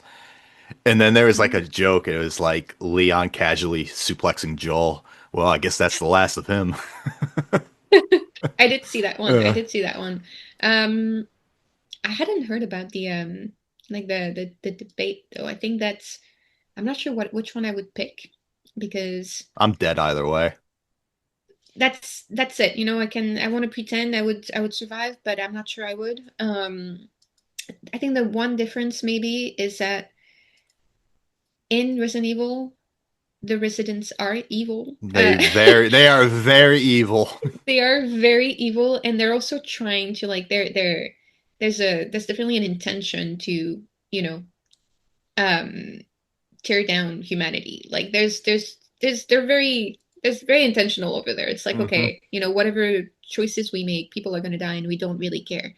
While the virus in The Last of Us it's, you know, it doesn't have any, it's completely neutral. It does what it needs to do to survive, and it's not as scary as the clickers and all that are. They're not monsters per se. They're monsters because we think they're monsters, but really they're just different life forms, and they're just trying to survive the same way, you know, we do. And so, which can be very scary because you don't have a, maybe sometimes it would be easier to think they're just evil, but no, they're just trying to survive. And I think maybe I would prefer it for that reason, because at least I know their intention. It's to proliferate, and it's to, like, just continue to grow, and it's just what they do. But in Resident Evil, I don't know that I want to have to look over my shoulder because suddenly someone decided they want to, release another bioweapon. So I think I would pick The Last of Us. Like I said, I'm dead either way. I'm not surviving either world. I'm not surviving either world. But yeah, hey, I in the Resident Evil world, we would have Leon to protect us. So maybe that's the right decision. I don't know. That is true. You got Leon and you got a ton of other. You got Yeah, Jill, you got yeah. Claire, Oh, you yes, got yes. Chris. So I mean, I mean, at least there's some normalcy in the world of Hmm. Resident Evil. But then again, I like if I saw Mr. X walking towards me, I'm dead. If I had Nemesis chasing me with a rocket launcher, I'm dead. So Oh yeah, oh yeah. I mean, why is he chasing me? What have I done? You know, yeah. I have done nothing. But I'm actually curious because I've recently gotten to play Resident Evil Village, which I never think I would because I thought it was too scary for me. Have you played Village and Biohazard or either of those? So to answer your question, yes. Biohazard, I beat a long time ago. Village, I did not beat. But in my defense, it's just because I've been very busy and very scared. Okay, yeah. Very scared. Very scared. Yeah, because Village, I finally did it because I was like, it was before Requiem came out. I was like, I want to play a Resident Evil game I haven't played. And I'm just gonna do it. I was very scared, but I was like, I'm gonna do it. Um, and I really, really loved it. Uh, Biohazard, though, I am so surprised because you said horror games are hard, but for me that one I, is I had someone with me. okay. Okay, because that's Yeah, I that's had my someone the with next me. one on my list. That's the next one I want to give it a try, but I am so scared of that one because It's also it's first horrifying. person. It's It's horrifying. horrifying. I believe in you, though. You got Thank this. You got this. you. Did you enjoy it though? Like, do you feel like it was too scary to enjoy, or do you feel like it was the right amount of challenging? I mean, I have trauma from it, but I no, Actually, no, I enjoyed it because I had someone with me, mhm. so I got to suffer with someone. But I mean, it's one I don't know if I'll ever revisit because it was definitely the again. I don't want to spoil anything because there's one scene in the game that's like Oh, really I have watched it. I have okay. watched it, so I know what happens. I Yeah, want to play through it myself, but I am terrified. I am terrified of it all because I think being stuck in a remote area in a remote house with a family that isn't fully there anymore is one of my worst nightmare. hmm That sounds so scary, and also so isolating. And so I think the setting is perfect for it because it's just so immersive again, But wow, I am so scared of playing that game. But it actually made me wonder, do you think, is there for you like a maybe a threshold where some games are too scary for you to be able to properly appreciate the narrative? Do you think there's like a limit? I think I think Resident Evil, especially seven. I think seven is the most brutal of them. And Hmm. Resident Evil 2 is very traumatizing too, because Mr. X Yeah, alone was like one of the because with Mr. X, like when you hear those footsteps, you're immediately going on pause. yeah, Mr. X yeah. is one of the worst, but seven is just it's a it's a ride. I'll put it Hmm. there, but games are just too much. I think in Because I know terms of for me, like Silent Hill, for example, Silent Hill 2 was really hard for me to play, but and it was really like I was tense the whole time. I was really like, in it. But the pockets of narrative really was like a breath of fresh air. So it was like yeah. I was really tense, but then whenever I was getting, like a little thing to read or like a little clue or like a scene, like a cut scene, I was like, oh my God, I'm getting these little things and that's what is keeping me going. I really want to learn more and I want to get to the end of the game to understand what's going on. So I think I think the challenge was really, really, it was a really hard challenge, but it was pushing me through this game and it was pushing me to grab all of these things. And at the same time, it was a reflection of what the character was going through as well. So it was putting me in the same situation. So I think it was just the right amount. But I'm wondering if you think there's maybe some games you've played or you've watched I possibly where you think it would not. I think it's not a scary game. And I guess it really depends on like how much you relate to it. But I think Last of Us Part 2 is one of those games that was so hard for me. So hard for me. And that's actually one of those games that when I first played, I didn't like, but then when I revisited it, I was Hmm. like, wow. But no, I think Last of Us Part 2 might be, I think, one of the most not scary, but more Yeah, emotionally it's a heavy damaging. game. It's a It's a very very, heavy very heavy game game.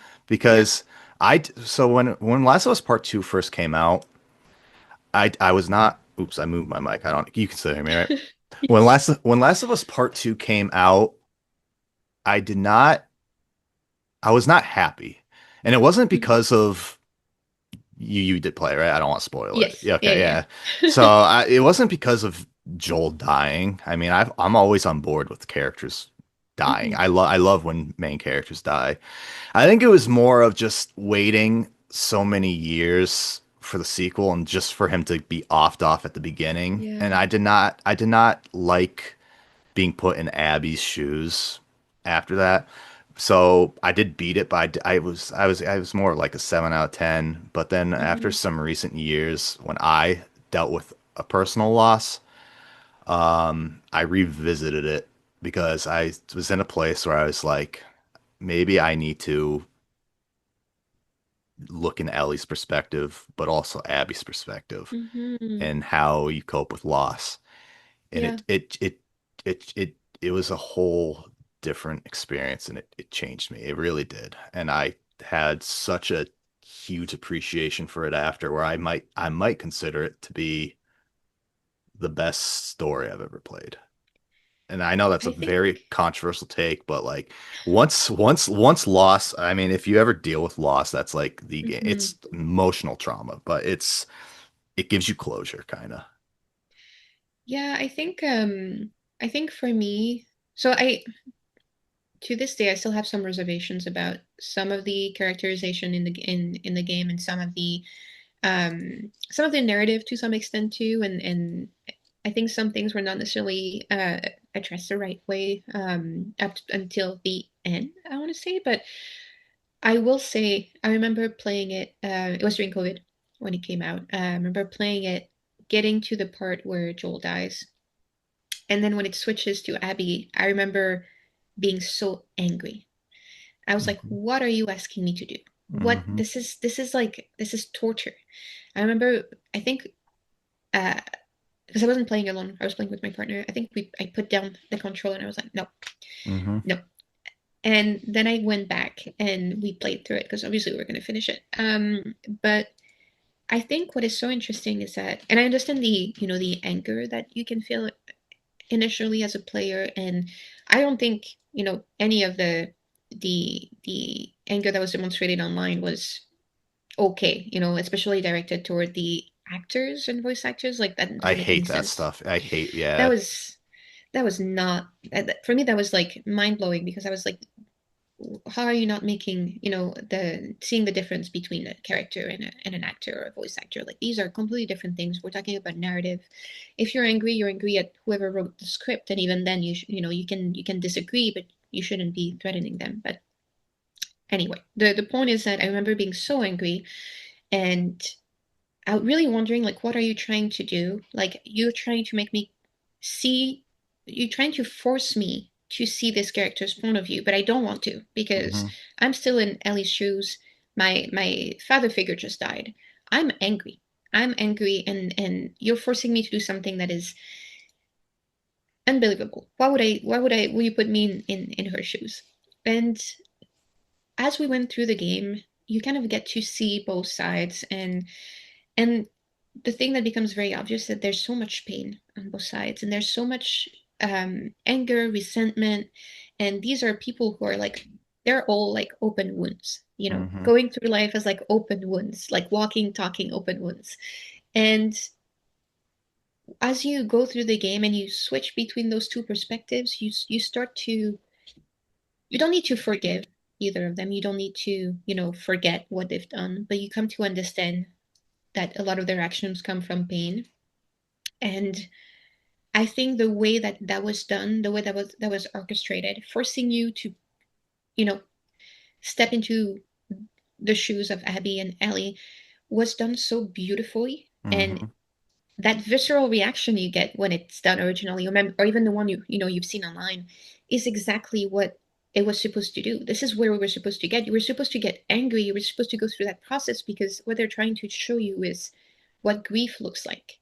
And grief is exactly like that. You go through Hmm. anger, you go through resentment, you go through acceptance, and what is beautiful is that as you go through the game, you go through all of these different, steps as you start to accept this reality, and you start to accept the past two things that maybe you didn't get to discuss, with Joel before his death or things like that. So for me, at the end of the game, I was like, okay, I see exactly what they tried to do, and they did it really well, and this was necessary. And I think in the new version of the game, you can play it, I think, And differently, chronological, yeah, you can play it. chronologically. Yeah. Yes, and I don't like it. I don't want that. I No, want you to play it exactly the way it was intended to be played. the flashbacks are like the most important part of the game because you're Hmm. going through this journey, and then once you finally see Joel again, you still have the pain, but you have the comfort. And Yeah, that's how it's designed. I thought that's what the show was gonna do, honestly. I thought the show was gonna just do yeah. all the flashbacks first. Did you watch the show? I did.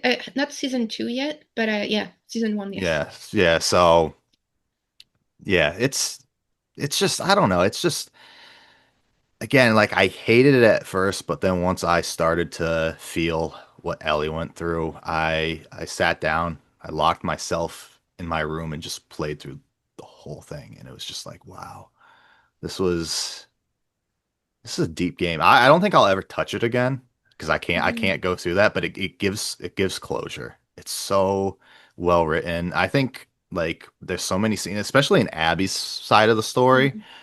where it's just like I don't hate you anymore. I Hmm. don't. I get you. Yeah. I love you now. So it's just like, you feel like this pity, you love Joel, but you also kind of hate him for what he did, but you understand why he did. It's Hmm. just like this deep cycle of, I guess, like a deep cycle of love because Joel lost his daughter. He didn't want to lose another daughter, so he sacrificed the world to save his world. But Hmm. those actions had consequences because he destroyed someone else's world, and then that person killed him, and then destroyed someone Hmm. else's world. So it's just like this deep cycle of it's so emotional. Yeah. Yeah, it is, and it really, like, for me, playing the second game also made me appreciate the first one more. Because understanding, like, I one thing that I think was wrong of the creators of the game was, like, at the end of the first game, it's very ambiguous whether or not this would have worked out, whether or not they could have made a cure out of it or a vaccine. Like, it's there's even, if I remember well, some hints at the fact that, like, they're not really prepared to do this. Like, they want to do it because they want to figure out how to solve this issue, but it's in the game, it's very ambiguous whether or not, Ellie's death would really result in something valuable. Well, in the show, I remember, during interviews they mentioned, yeah, yeah, yeah, in the show it's very clear it would have worked. Like it's 100, it would 100% have worked. And I don't like knowing this. I think Yeah. the ambiguity is really important here. Um, but for me too, what is interesting is in the first game, which is interesting because we can make some parallels with Life is Strange too, because you get to make decisions about, life and death in both games. But in The Last of Us, what's so different for me and why I think Joel's decision was so um, justified is because in the first game, Ellie is a child, and you get the idea that she doesn't fully understand what it might take. She feels very guilty. She has a lot of guilt. She really, she might want to sacrifice herself for the better good because she has so much guilt inside of her for what happened to her friend, and maybe she understands to some extent what could happen, but she's still a child, and Joel is there as her guardian, and I think he makes the right decision by making sure that she can make that decision if she wants to, but with full information in the right mental state later on, but not right now, not rushed like this. This doesn't feel like an ethical decision. She doesn't even really get to make that decision. And if it wasn't for Joel, she doesn't have anyone on her side. She doesn't have a guardian. She doesn't have like anyone to really be there to protect her and to like make sure that her best interests are taken into consideration here. And I I also understand anyone who's thinking, he just cost humanity, a salvation or a cure or like, the maybe like a yeah, their salvation pretty much. But at the same time, I think taking Ellie's humanity away by refusing to make sure that, she has all the information she needs, that she's making the decision of her own, um her own like, she's consenting to this, is he's preserving what makes us all human. He's preserving this thing that, is like an so important for us to keep making, and growing and as humanity and, interacting with others, and he's preserving something that's very precious and that is being attacked by all these different people who really want to save humanity, but at what cost? So I think especially as someone who became her father figure, her guardian throughout the game, it's it's completely understandable the decision that he Mhm. would make. Not necessarily, whether however you decide to look at it, not necessarily excusable, but understandable. And I think if anyone could make that decision in the moment, it's him, because he becomes her father figure. He becomes her guardian. He's responsible for protecting her. And I think that's completely understandable. But I think it's also then when you see, the in the second game, one scene that I think was really important to me was seeing the Abby's dad. Uh, Mhm. when she talks to him and she says, "Of course, if it was me, I would do it." Mhm. And you can see her dad really uncomfortable with that idea, and I think he kind of like changes the subject or something like that. And I remember in that moment, I was like, wow, like this is the parallel there is really beautiful because maybe he even wouldn't have let that happen to his daughter. So they're not so different in the end. And maybe if they had approached the situation differently, maybe if they had discussed, maybe if they had talked, maybe if they had waited, it would have led to a completely different outcome. But yeah, I think that was quite beautiful, is taking these stories on two different sides of like a conflict, really looking at them, different interests, different, ideas about how things should be done, but in the end, they're the same people. They're really the same people, and they want the same things, and they care about the same things, and they have the same. They both have families. They both have friends. They both want the best for them, and that was really quite interesting to see, and the connection between the first game and the second game. Yeah, I think Last of Us is the type of game that like you could just break down for hours because all the decisions that are made, it's like it's just like this ongoing domino effect that everything that happens leads to something and that leads to Mhm. another thing. And another thing with The Last of Us is that not many people think about or talk about is think about Tommy, what he's going through.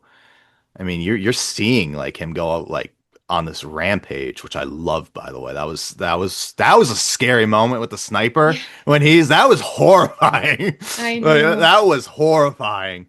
But and then like at the end when he's like, he can barely walk now. He's blind in one eye, and his brother's dead. and the only thing he has left in his mind is to avenge him. And then Ellie Hmm. says no, and then he's just like, "Well, I can't do it. What are we?" So it's again, it's heartbreaking because everyone. It's just Yeah. it affects everyone. It affects everyone in the story. It affects Dina because it leads Dina away. It's so Hmm. yeah. Last of Us is like one of those talks that it's just deep. It's so deep. Yeah.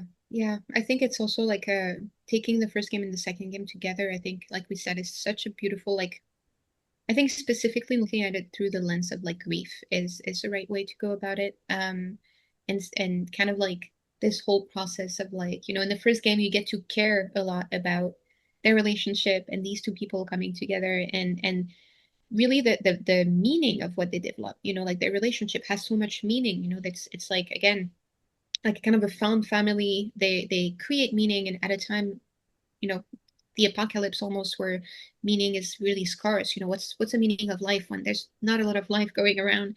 But they create that together. They find value in things together, and little jokes that Ellie makes, and the things that Joel collects for her and things like that. And then you take all of that meaning, and then you move to the second game with all of that disappears with his death, and then you're kind of left grappling with what's left, and going through this whole process of like acceptance. Mm. So I think it's a I don't know if this was intended from the beginning, if this is what they had in mind, but looking at both of them together, I think is really really a beautiful portrait of like grief and the process of going through that, I think. Yeah, they did such. I know it's like a very controversial take to say, but I think part two is magnificent. I really do. Hmm. I love it more now than I did at the beginning, but I mean that's just how it was designed. You're not supposed to feel joyful. No. You're supposed to feel like you're Ellie. You're Hmm. supposed to grieve. You're supposed to Yeah, yeah, yeah. hate yourself. That's how it's designed.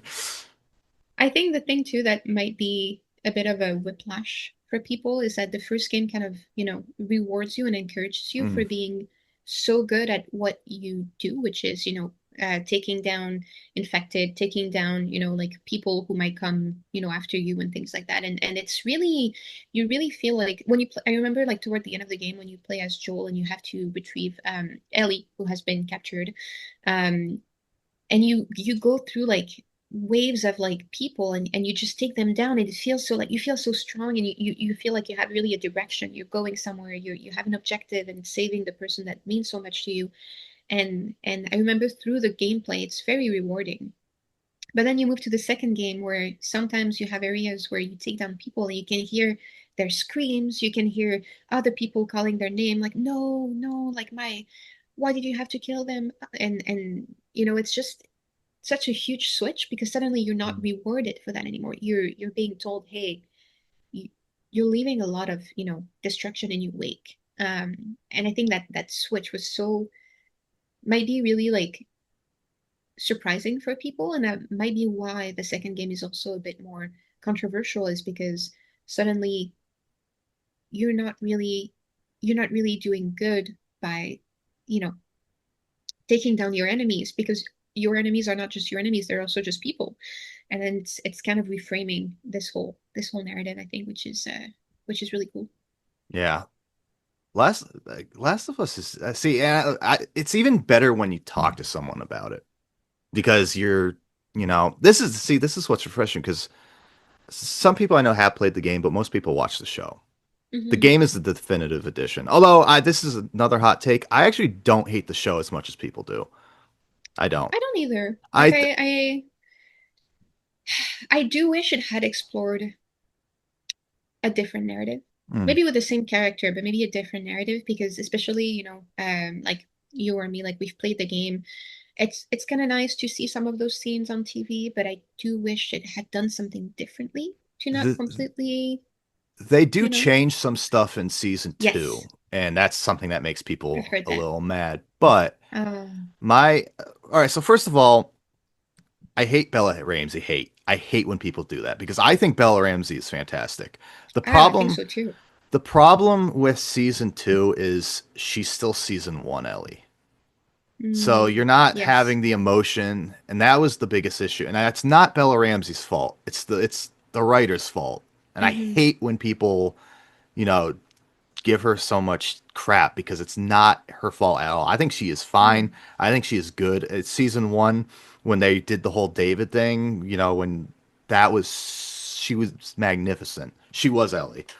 But Mm-hmm. they give her like they just gave her made her character still be what part one Ellie is. And that's what hurt it. And then they changed Tommy's story a little. Although I think people are over exaggerating about Tommy because they think he's I don't want to spoil it for you because you haven't watched, but it's still very obvious he's doing what he does Mm-hmm. in the game. It's just different time frames. But Yeah. I don't know. I yeah, I just don't. I hate the internet hate for especially Oh Bella yeah. Ramsey. Yeah, She's yeah. fine. She's fine. I don't care if. She's great. I think the intention might have been to show that Ellie and Abby are still children, Hmm. and like they're going through this conflict as children still, and I mean children, like they're much older, but like in Yeah. in my head they're still, their parents' children, and they're still like they're not fully adults yet. They're still going through this world as, they don't really know this world. They don't really like they're discovering so much and they're learning so much, and they still have to grow into it. But I think it was to show them as more vulnerable than they are in the game, and as more possibly like, not these kind of like fully trained like characters who are used to clickers, are used to infected, but more as like people who navigate this world a bit more, like stumbling a little bit through this world. But I really wish that that wasn't the case, because I think seeing Ellie and Abby in the second game, for me, what was important was this kind of the walls they put up. Like they're really like they're sure they appear very strong and they appear very like prepared and they're trained and like they're ready for everything. But that's just a facade. Like inside there's that's not there at all. But they still try to like build those walls, and they try to like stay strong and stay, like very very just closed off to the world. And I feel like that might be, I haven't seen season two, but I feel like that might be missing in season Hmm. two. um and I understand that they might have wanted to keep the same actress for season two, because also people got attached to her and you don't want to break that. Yeah. But for me that was an important part of the second game, was like how throughout the game they bring down these walls, and that's what really helped the narrative move forward. And when you see Abby at the beginning of the game and Abby at the end of the game, where she's completely like, she's malnourished, she's emaciated, she's barely standing, Yeah. on her 2 feet. Seeing that, like how much pain and violence and like that, all the things that happened to her had like brought her here. For me, that was so, so important. And I don't know where they're taking the narrative for, season two, because I haven't watched it in the next season that I think they're planning. But I think from what I've heard of it, that part might be missing. Yeah. There's there's certain things missing. I do think they're saving things for season three. I'm very convinced that season three they're gonna do Tommy centered episodes Hmm. because the way the show designs is Tommy's there, but his story's a little different. So I think they're going to take it back a little to show his journey to Seattle and do his point of Hmm. view. Because I think Tommy, like, I think the one thing I wish part two did was a Tommy DLC. Because I think Tommy is like one of the most interesting. I think Tommy's more dangerous than Joel. I Oh think yeah, he's yeah, more yeah. he's more dangerous than Joel, and I want that Well, explored. especially with the grief, Yeah. especially Hmm. once you get that, Yeah. Oh, I he's a think machine. that's Yeah. oh I yeah. mean, like, yeah, he because like we were talking about the sniper scene. First of all, you already have like a whole pile of bodies laying down there, so you're seeing what he's doing, and he's alone going against Hmm. a whole army. Like he's insane. He's John Wick essentially, and I want to see that. Yeah, Uh, yeah. I He's a really love cool character. I love finally being like I was saying. I love being able to have these discussions with you because I feel like video games. A lot of people don't realize it, but video games have such deep stories. I think there's people who think like, you think of video games, you're thinking like just GTA driving, terrorizing a city. Hmm. But there's games have such emotional depth to them that I almost like I no, I do like them better than movies and books Hmm. because it's tells a story. You're feeling the story. You're taking part of the story. You can change the story with certain games. You can and that's to me, I think that's why video games are like my number one passion. I'd Hmm. rather be playing video games than go out. It's just it's rewarding, you know? It is, and I think the thing too is because it's interactive by nature, you are always pulled into the world of video games in a way that you're not necessarily for a movie or a book. I think you can find that kind of immersion if you're prone to it, you know. But with games, you don't really have a choice. You know, if the Yeah. game is well designed, it's going to pull you in and it's going to force you to experience it. And sometimes that can be very, very humbling, like with, Last of Us. I think the all the motions you go through can be really, really hard and heavy.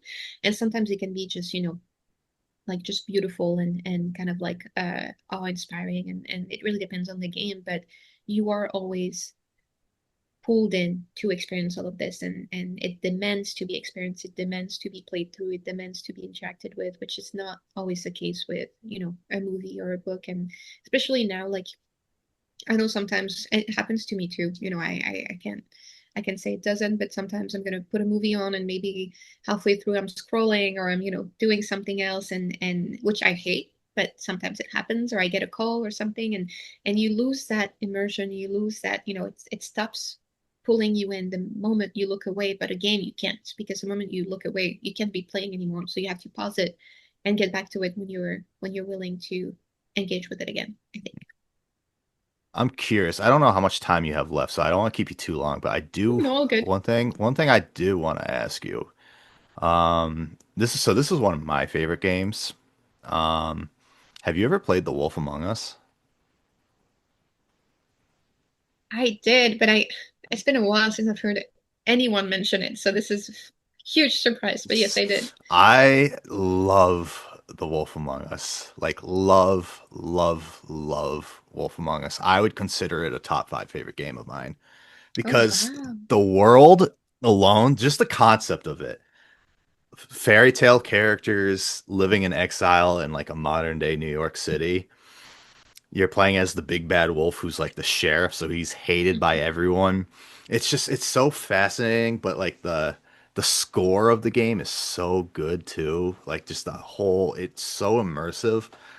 I love Wolf Among Us, and not many people know what that is, so I'm very happy you. Oh, I love the game, and I think it's also, going back to what we were talking at the beginning, how games can feel very tied to childhood or tied to, how the what's the first way we experience them or things like that. For me, The Wolf Among Us is a little bit nostalgic because it is taking these fairy tale characters that a lot of us experience, in childhood first, but it's reframing them in a way that's a bit more relatable for, a young adult or an adult, and taking their story to a new, like pushing the boundaries of fairy tales to take their story even further.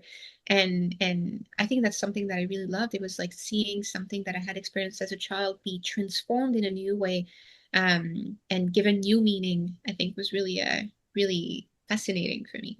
Yeah, it's so creative too. Again, as we were talking about like people pushing boundaries and Mhm. like it's such a brilliant concept of just in the characters that they have involved.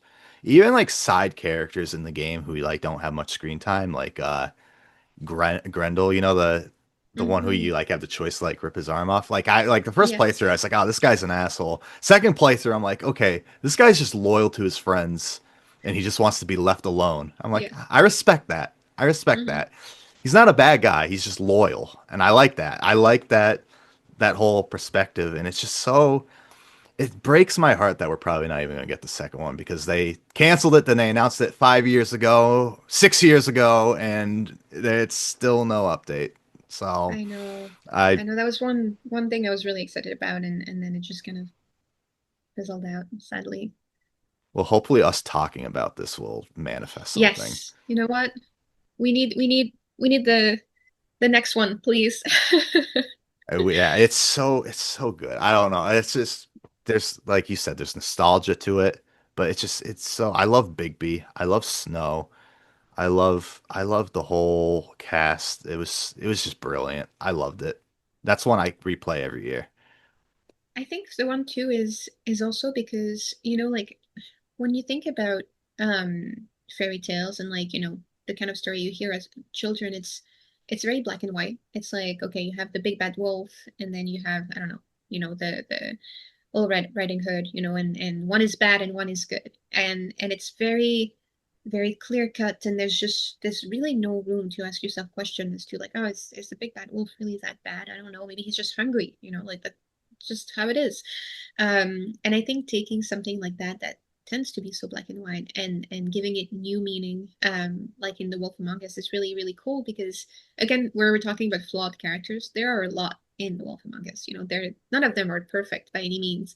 But I think that's what makes them so endearing because Hmm. one thing you learn when you go from childhood to adulthood is that people are not perfect, you're not perfect, and that can be a really hard realization. Like, one day you're like, oh my God, I'm not, what do you mean I'm not the hero? What do you mean I'm not, like I don't get to be Prince Charming, or I don't get to be the princess in the castle. I have to be, I have to make decisions every day, and sometimes I'm gonna make the wrong one, and I'm gonna have to make up for it and things like that. And I think stories like The Wolf Among Us really take you there, take you through that motion of like, hey, like we're taking things that were very static, very like characters that were very static in the stories of your childhood, but we're giving them a life. And because we're giving them life and a background and like a story, they're going to make decisions sometimes that are not perfect, and they're going to go through life the same way you go through life, and that's going to make them imperfect characters, but that doesn't mean that they're not lovable. That doesn't mean that they don't have value. That doesn't mean that they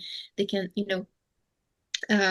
find redemption where they can, and things like that. So I think that's also why I love The Wolf Among Us so much. Yeah, it's like one of my favorite moments in the game was when you have to make the decision to follow Snow's orders and burn the tree or not. Mm, Because that shows you when you sit down and think about it, it's like, okay, it's showing that Snow's not perfect either. And it brings such a conflict when you think of it. And if you do it, that comes back later, like at the end when you're all like the whole town is discussing, and hmm. it shows you just how people view Bigby and how people view Snow because it's already a corrupt system to begin with, and I Yeah. loved how they designed that. I love how Hmm. Ichabod Crane was just like a piece of shit, and it's you're going through like this journey of like trying to weed out the corruption and make Hmm. Fabletown a better, safer community. That's just what made it so good. I Yeah. loved it. Yeah. Yeah. I think yeah, I have so much love for that game, and again, I haven't played it in a couple years now. I've just I remember when they announced the next one, I was so excited, because I really wanted, that's the kind of world that I really wanted to feel immersed in again, because it's beautifully crafted world, and it's one that again pulls you in, invites you in.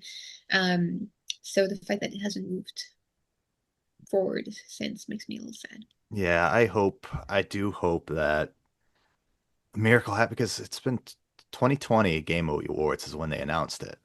Hmm. It was like 2020 or 2019 Game Awards when they announced the revival because it got canceled in like what 2017. So what scares me though is we haven't had the first. So the first one was 2013, Hmm. which is so weird to think about. But the Yeah. first game was 2013. So what I'm worried is if it comes out, what I'm worried is what if it's just not good at all?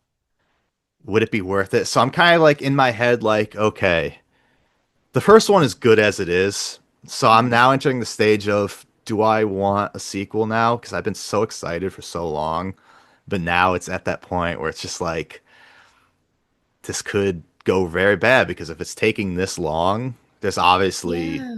some developmental hell going on. Hmm. So it's just That makes me wonder, is there like a game where maybe like either a sequel or the next one in the series or something like that did not meet your expectations? Like, do you feel like there's one game that should have been left alone because it was perfect as is, and then the next installment or the next, one in the series kind of not ruined it for you, but like you felt like it wasn't necessarily necessary. Hmm. See, that's a good question because I know there is a game, but there's a million games out there, so I'm trying to think deep in my head. Um, I mean, I guess Last of Us Part Two, but I do like it now. Hmm. Um, hmm, hmm. This isn't a game, but I guess it's recent. The new Joker movie, Oh. the new Joker movie. I wish wasn't made. Although I do have a different perspective now of it. I actually talked about this with Eric in my episode. I have a Okay. different perspective of the movie now, where I kind of like to just whenever I don't like something, I still try and find an open mind because I know people put work into things, Hmm. and that work puts food on people's table. Hmm. So even if it's something not good, I always will try and find a way to say something positive. But for games, I know there's one. I cannot think of it right now because I mean, I asked the that's question and I can't even think of it. there's just a million. That's the problem. There's a million games out there, and it's such Hmm. an amazing. That's like again what makes games so special is there's just so many good ones out there. Ah, Yeah. that's a really good question, and I know I'm gonna think of it, and it's gonna be like right after this. I'm gonna be like, ah. So, We'll revisit it. Yeah, because I asked the question, but I don't even know if I can think of one. Oh, actually, I think I can think of one. Well, I don't know that it's not that I think it did not meet my expectations, but it's for many different reasons, and I kind of I think now knowing that I wish maybe it had not been made, so you could leave, some you could leave things open for players and fans to imagine. But it's the I don't know if you've played through any of the Dragon Age series. hmm I played I Inquisition long ago. That's the only one I played though. I love Inquisition so much. But they released one years later, afterward, which was Dragon Age Velgard, which is pretty recent. I think it was a year and a half ago. So very recent one. And that one I find did not have the emotional depth of the previous Dragon Age and did not have the even the world feels a lot less alive and rich and like the decisions you make don't feel as all like like they're going to change the whole world around you, and there's a lot of lore that I feel like is missing in that game. Mhm. And I don't think it's a bad game um, in itself. Like I think there's definitely a lot of love that was put into it, and I enjoyed it. I played through it. And one thing that is interesting is we talked earlier about how different people connect with different games through time, and one thing that was fascinating for me was seeing people playing Velgard without ever having played any other Dragon Age game, and actually really enjoying it. They were like, "Oh my Yeah. God, like it's another one coming out," because I had a lot of fun, and I think as a self-contained game, it can be really, really fun. As a the continuation of like a story that spanned multiple games. And there's so much history, there's so much lore, there's so much like the world has changed so much in all the previous games, and now you're left with Relgard, which is kind of like the peak of like this story you've followed, playing all these different characters throughout the game. For me felt a bit deflating because I expected something so much more world changing and maybe world breaking, world shattering. Like you don't know depending on the decision you make and what happens. But I think for me that one did not necessarily meet my expectations, but I still value it a lot because, like I said, it it created so many new fans of the series because they played the game and they were so they enjoyed it so much, which I'm sure maybe will make them play the previous games as well, possibly, which I think is really interesting because it really found like a niche of new fans, and it are that are probably going to keep the world of Dragon Age alive in the future as well, which is why I think it still has a lot of value there.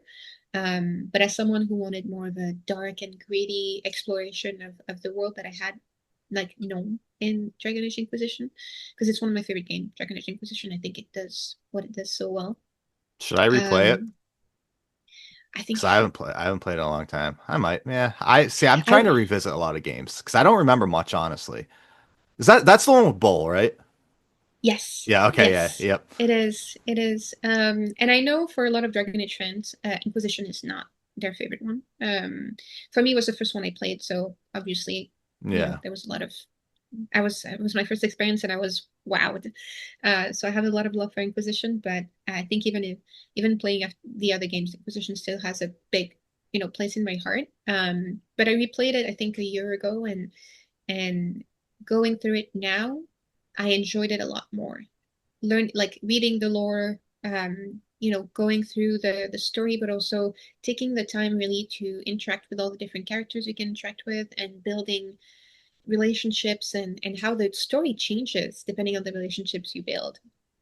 There's a character I didn't really develop too much of a relationship with in my playthrough, and um, I was betrayed by them at the end of the game, Oh. which I had completely forgotten this could happen, um, which makes replaying it so much fun, because there's so many things you forget and you re-experience and things like that because it's so rich. The world of Inquisition is so rich, and you get to explore so much, and so I really loved it. But I think what I loved about it too is that it's very grounded. It's very dark. It's very gritty. It's like the pieces of lore you can find here and there really tell you of a world that is, not so different from our own, but sometimes in the worst possible way.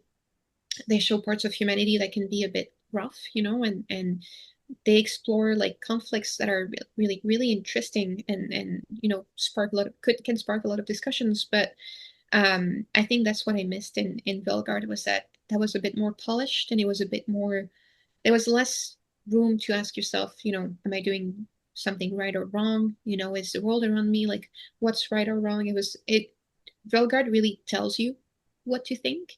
Well, I think Inquisition demands that you go through the game and ask yourself what is good, what is bad, and who do I want to side with, and is there really a right side? Like am I making decisions that I can't undo, which I didn't get in the next game. And but yeah, I would recommend you replay it because going through it recently, my enjoyment for the game was just so much bigger. Like I had a lot of fun. So See, now, so after like this whole thing, now you have me wanting to play a lot of new games, and now you have me wanting to replay that. But I like that because I need, like I said, I need someone to talk about video games with. I need the recommendations and stuff because I just, like I said, it's video games is like my driving force. It's my favorite way to tell a story and to learn a story, you know?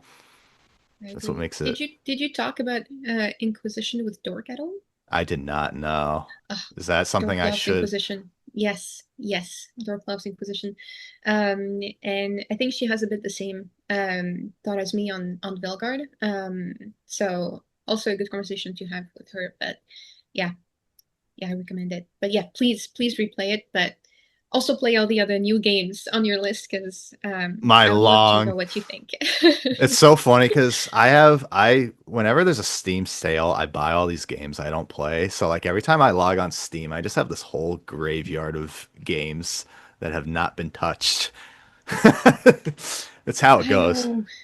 Would you say that you're more of a game repeater, or you tend to go through new games fast? Like, because Mixture I, of I both. know mixture of both. Okay.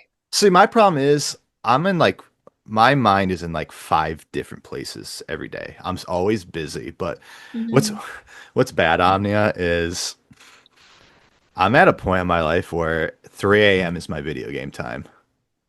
It's so bad. I know That as is bad as tough. that That is tough. sounds, but like Sundays are like my chill days. hmm Saturdays are flexible, but like Monday through Friday I'm in hell. So it's very difficult. Like most times I can get on at 7, but like when I'm on at 7, I just want to play like Dead by Daylight because then I hmm don't want to think. Because if I play a story game, I need to be alive and thinking. Yeah. So I have to like play like Dead by Daylight like when I get everything done because I have everything just like the control. Like I can play Dead by Daylight and not focus, but still be locked in, Hmm. if that makes sense. Yeah, no, that makes a lot of sense. And I think sometimes, especially when you play through games where the narrative is important, you have to be a lot more present to fully understand and appreciate the narrative. So it might not be the right thing to do, at 7 p.m., 8 p.m. when you're already tired from the day, because you want to fully enjoy it. You want to be fully present. And for me, it really switches. Like there's some nights where I'm going to play, a multiplayer game with friend, like Dead by Daylight or like Outlast Trials, where I just want to kind of, you know, have fun. I just want to have Yeah. fun. I just want to be there. And the objectives are a lot more, simple. It's very clear cut. You know what to do, you know where to go. And that's a lot more enjoyable when you don't want to think about things too much. But if I want to play a Resident Evil or if I want to play a Silent Hill, I need to know I'm going to be ready to be fully present, especially because, like we've talked about, a lot of them can have a huge emotional toll on you, depending on the narrative. And are you ready for that at 7 p.m. on a weekday when you've had a long day? Not always. Sometimes yes, sometimes no. But for me, I know sometimes I do seek those more narrative game at night when I can, on weekdays, because they kind of take me out of my day-to-day life. They take me out of that space where, maybe I was at work and now I come home and I'm like, okay, I want to immerse myself in a completely different world. So it really depends. Is it, Yeah. am I too tired? Am I not too tired? But sometimes I do seek them too because I find that they can just kind of take me out of my day. The same way you pack things up at the office and go home. Hmm. The game's gonna do that for you where they force you to, pack everything up and be like, okay, I'm done with my day. Now I get to do something, something else.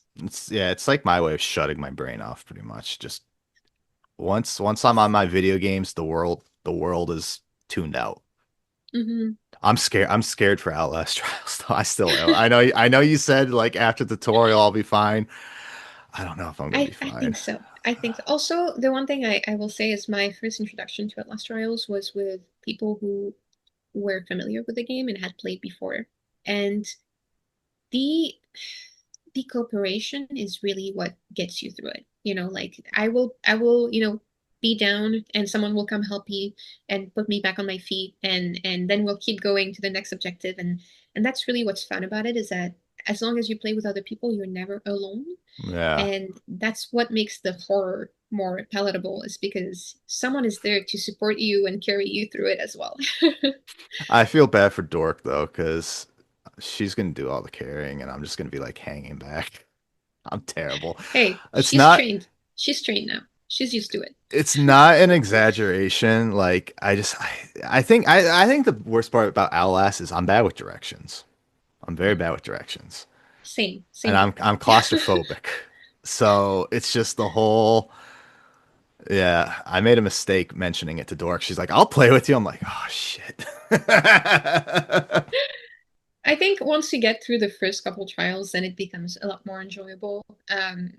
There you do have to like learn to navigate some things. Like for me, it was really, especially coming from a game like Dead by Daylight, it was really different having to learn that there's so many environmental threats in Outlast Yeah. because sometimes you're going to step on glass and that's going to alert enemies. Sometimes you're going to step on a mine and you're going to get poisoned, and sometimes you're going to like run into like I don't know, some chains, it's going to make some noise. So you really have to be careful about your environment, but that forces me to be fully in.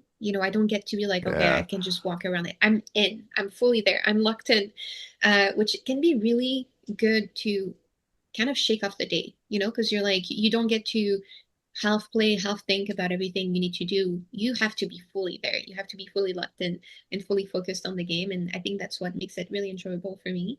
But once you learn some codes, like some things like don't step on this, don't run into that, be careful when you open a door, then it becomes a bit of like a, like you kind of go through it knowing all of these things and it becomes a lot more enjoyable. And you also kind of learn the objectives. They tend to be a little similar or repeat themselves from one trial to the other.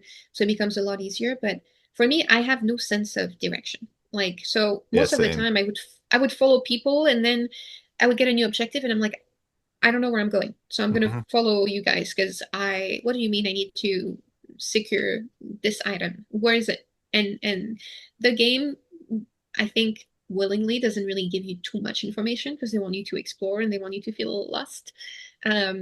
Which it's fun once you understand a bit more how it works, but if it's your first time playing, it's really scary. Um, but when you're with three other people, it's really, really entertaining to kind of go through things. And if you're down, it's fine. Someone's going to come help you. If they're down, it's fine. Someone's going to come help them. If all of you are down, well, good luck. But it's still fun. It's still fun. Just thinking about it has me nervous. It's scary. I'm terrible.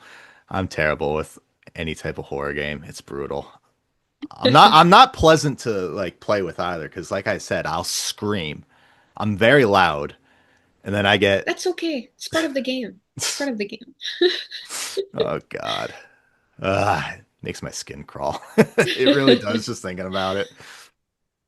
But it's very fun. I promise. It's very fun. Once you get past the everything is scary part, it's very I'll take your word for it.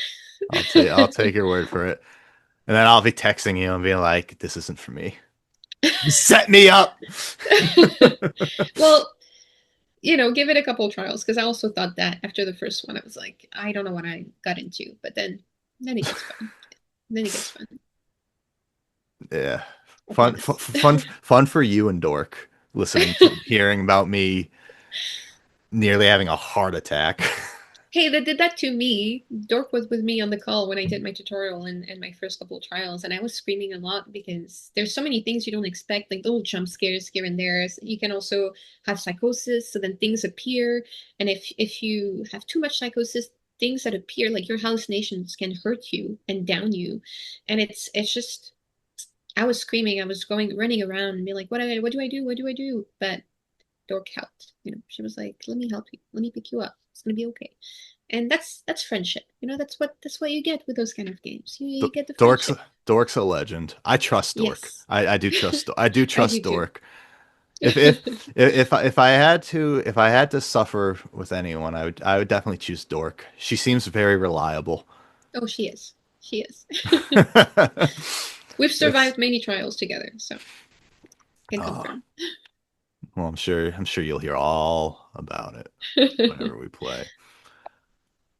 But is there anything else you want to discuss? I don't know how much time. I don't want to keep you long because I know you Well, I have a also don't thing want to to go keep you to. too long because it's Oh your no, I'm Sunday. It's your I could no, I it's your could chill day.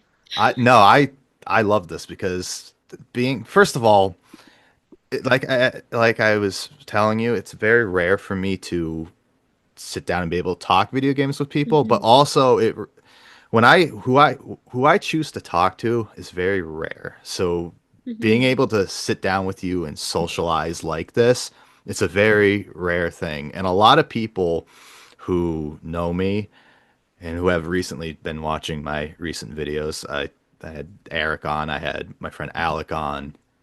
They pointed out they're like, this is kind of weird and uncomfortable seeing you be so open with people, and Hmm. it's because I'm very picky. It's very rare for me to like people like this. So, but Hmm. like I said, in Montreal, I enjoyed all of you as humans. I did not think of you as game developers. I Hmm. genuinely like actually like you guys. So, being able to That still makes me so talk happy. being able to still talk to you guys is very Hmm. nice because again, I wasn't sure if you'd want to do this because we've only met once. So, I, I was so excited when you asked because again, like, and we've talked a bit about this, but games are a big part of my life, and it's the mm, reason why I also decided to work in games, and it's something that means a lot to me, and also kind of directed where I wanted to go in life, but also the things that are important to me and how I choose to, create or the things I choose to do. So games are very, very important to me. So I love talking about games. I could talk about games forever. yeah, So very, very excited to get to do it. I know it. Um, I know anytime but now, anytime you play a new game and you think it's good, please tell me. yes, I will send it. Oh, actually, well, I don't know because you might think it's a bit scary, but there's no combat in it, and there's very little. being chased away or anything like that. But I actually finished Ludo yesterday. Luto. L It's U. I just wrote it it's a down. bit of yes, it's a bit of a walking sim, um, a horror walking sim, a little bit like I haven't played those, but I'm guessing the closest thing would be Layer of Fear or something like that. A lot less scary and lot less things coming at you, but um, it is. I will warn you, it is a game about the subject of death, and it's a game about grief too. So there's a lot of hard themes being explored, but um, in a very new, unique way. And I thought it would be too scary for me from watching the videos, but it was not. So that's why I also want to share it with you, is because maybe if you saw the trailer somewhere, you would be like, oh, I could never do this, but I did it. And if you like that kind of game, I think you should too, because it was really really beautiful and really unique. I don't know if you played the Stanley Parable. Which one? The Stanley Parable. I don't think so. No, I'm gonna write it down though. It's Yeah, and this one also really, really, really, really cool. But in Ludo, you're being talked to by a narrator, and as you go through the game, you kind of learn that this narrator might not be as reliable as you think. And the game kind of explores like death and grief, but also uses like it becomes a bit meta, and then it uses the the game dev process to kind of show the world around you breaking down, and it's really really unique, and I was really surprised by it, and very grateful I decided to play it, even though I thought it was going to be a bit too scary. It's it looks a bit like the PT demo. That's how it feels Oh to my go. God, that's triggering flashbacks, PT. I know, I know. Oh my God. But not as scary, not as scary. And things happen around you, but they very rarely happen to you in Ludo. So that's why I decided to play. It's because I looked into it. I was like, is this gonna like scar me for the rest of my life? And people were like, no, no, you're okay. So I do recommend it. It's beautiful, very, very, very well written, and I can tell the team is like, same thing we were talking about with Alan Wake having this very strong artistic direction. I can tell the team at Ludo, like they knew exactly what they wanted to do, and they really executed it perfectly. And it's so confident for a game. Like it's so like it really takes you where it want to takes you, and it doesn't really leave you any doubt along the way. It's really, really strong, and it's a very short game. It's I think 5, 6 hours maybe.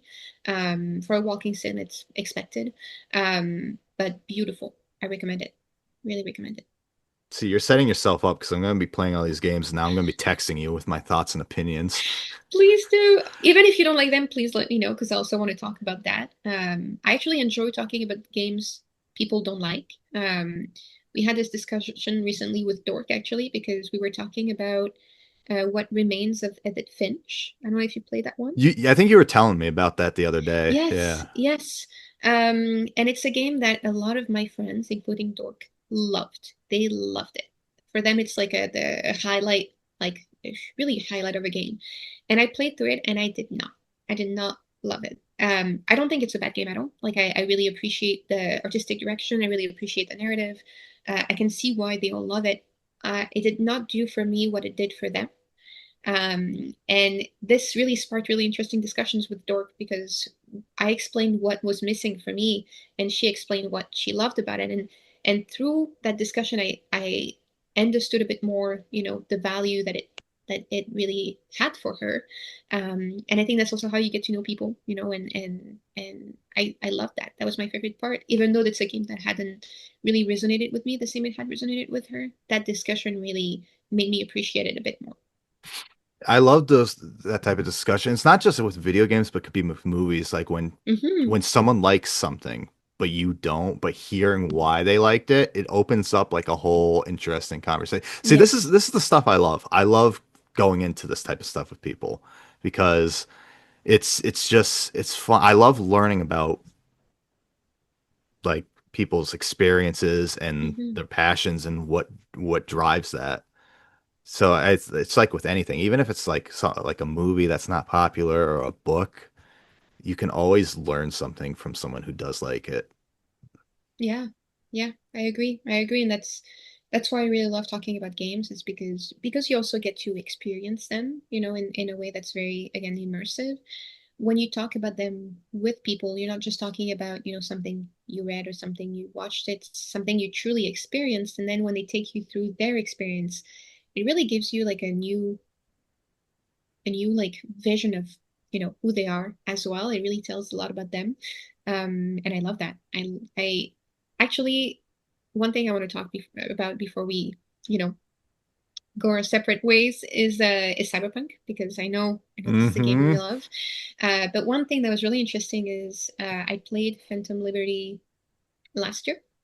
And there's a lot of quests that were very, very impactful for me, that really left me with like questions, and like, like that left like their mark on me. And I walked away from them thinking like, oh my God, I don't know if I've made the right choice. I don't know if my character would do this, or I don't know if this was really the right thing to do in the world of, cyberpunk. Like I was really torn, and there's some quests that I talked about with Dork, and we had completely different takes on them. And there's things that she had done, and when I talked about the quest with her, she was like, oh, I didn't even realize this was a possibility, or I didn't even think about it this way, and the other way around as well. So I really, really appreciated that. It's like we didn't approach them the same way at all. Mm. And the fact that some games like Cyberpunk give you the opportunity to do that, to really kind of move through the world the way you want to, without dictating what you should do, I think is really powerful. Cyberpunk is another game that runs so deep, and it's this is like a discussion we could go on for hours if we could, Hmm. because it's so in depth and it's so I know this, like if I said this 4 years ago, it'd be controversial, but it's so well designed now. And the characters of Cyberpunk are some of the most like beloved characters I felt like I've Hmm. loved in a long time. I'm on my fourth playthrough right now. That's how obsessed I am. I'm on my fourth playthrough now. I've determined, besides Johnny Silverhand, who's my favorite Hmm. side character, I've determined that Carrie Uridine is probably my favorite quest because, well, I just love how crazy he is. Hmm. I I know. think he's just badass. But I like another thing is when you have the flashback. The first flashback is Johnny, and Hmm. when you're about to leave to go bomb Arasaka, Johnny and Carrie have a discussion, and you can either tell Carrie to fuck off or you can tell him to leave this band behind and Hmm. make your own name. So depending on that what you said to him impacts the future of the character. So my recent one, I told him to leave this band behind, do your own thing, whatever. And then I was doing some other quests where you like have to go to a vendor to buy a samurai CD, and it's like some big samurai knowledge guy, and it's like I know what Hmm. Johnny's last words were to Carrie, and then that comes up. It's so sorry. I don't know if I'm rambling on, but it's just so No, no, well no. I thought. agree. I love that. Be I love that. I love when you can see how the choices you make shape the world around you in a game, because again, it makes you really feel like you as a player are seen, and you're moving through the world, as your character for sure, but also as yourself. And in Cyberpunk, it's your character, depending on how you want to play it, can be very close to who you are, or like as close as possible, because it's a world of Cyberpunk. There's only so much good you can do in that world, especially with your character, and where they come from, and the situation they find themselves in. Um, but yeah, I really love when you can really embody a character and shape the world around you through your decisions. I think that's so powerful and so impactful, and you really truly feel it in Cyberpunk. And for me, what was really really powerful is that, yes, the main quest and some of the big quests are really great, really well written. But some of the quests that had the biggest impact on me were small Hmm. quests where you have to help like a character, or you have to find a character, and help them through something or secure something for them. And depending on what you do, it will drastically change their life. And one of my favorite character is actually in one of the smaller quests in Phantom Liberty. It's a character you have to track down because there's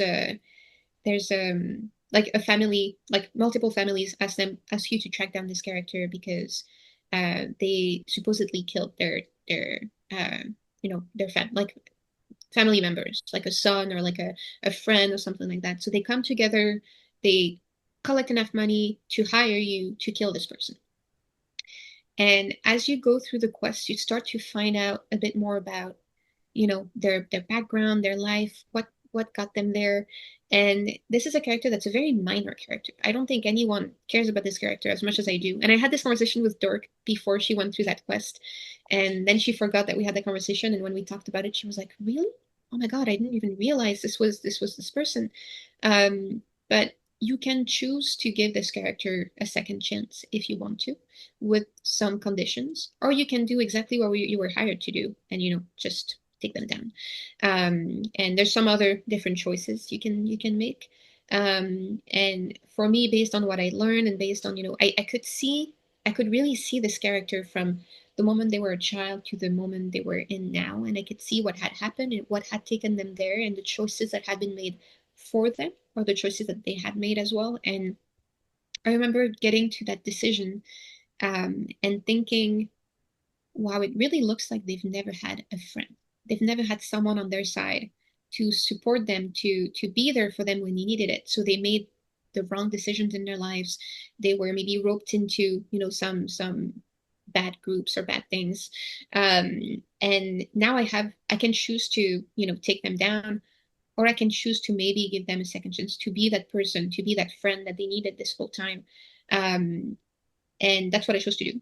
I chose to give them a second chance. And there's what's interesting too is after you end the quest, if you chose to give them a second chance, you hear back from them, and they message you back and they tell you a bit more about what they're doing, and seeing how you had shaped their life, even if you'd never see them again, was really, really impactful for me.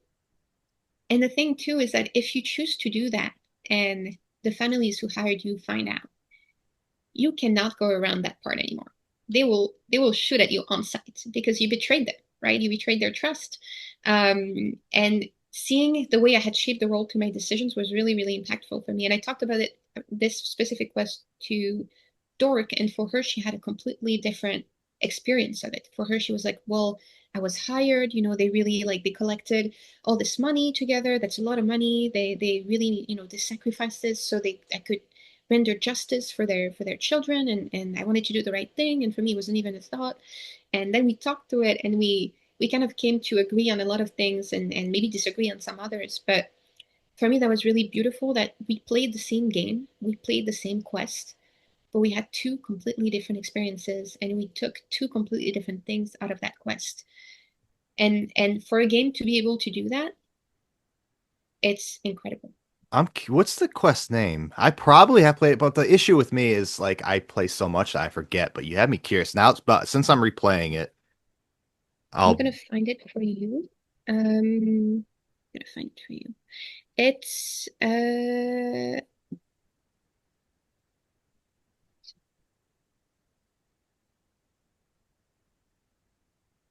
it's the quest name is,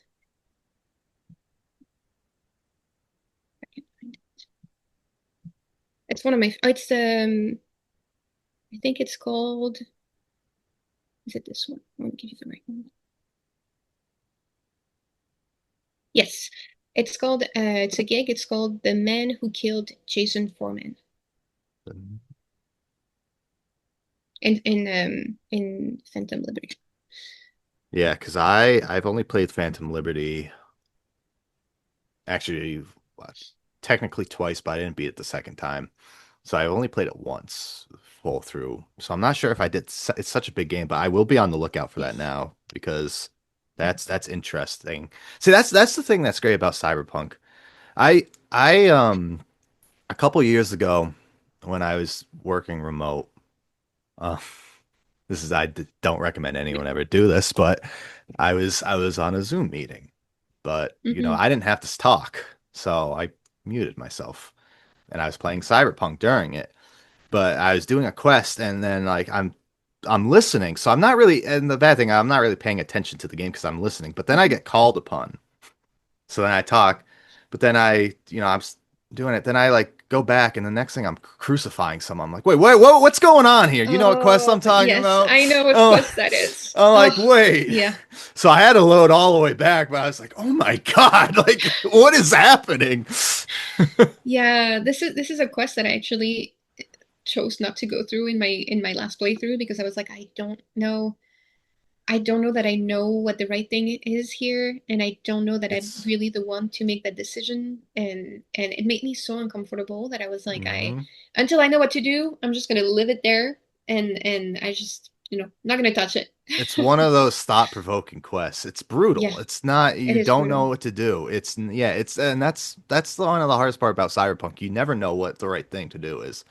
It's such a crazy world, And I Cyberpunk. think sometimes there's no right thing. There's no No, right there's decision, no. And what is really cool is that the Phantom Liberty DLC is where I really got that feeling because there's some quests that left me again kind of staring at the wall thinking, what have I just done? What Mhm. have I just done? Was this the right decision? Who am I going to, whose lives am I going to affect with this? And am I the person to make those decisions? Like, sure, I'm being called to make those decisions because I'm in this situation, I'm in this world. Maybe I ran into, these people, this situation, but who am I to make these decisions and who am I to shape the world the way that I'm shaping it? Like, I can only do it based on the information I have, but do I know for sure that I'm, making the right decision? And I think sometimes Cyberpunk invites you to kind of take a step back and play as an actual person in the world of Cyberpunk, which might not necessarily care all the time about moral. You're you're a bit of a mercenary, so sometimes what you have to do is just do what needs to get done and get the money. And there's quests where that's really easy to do, but there's other quests where it's whatever you choose to do, you're going to do something wrong. Yeah. And that can be really, really hard to accept. But I will say, if you haven't finished Phantom Liberty, I'm not going to go too much into it.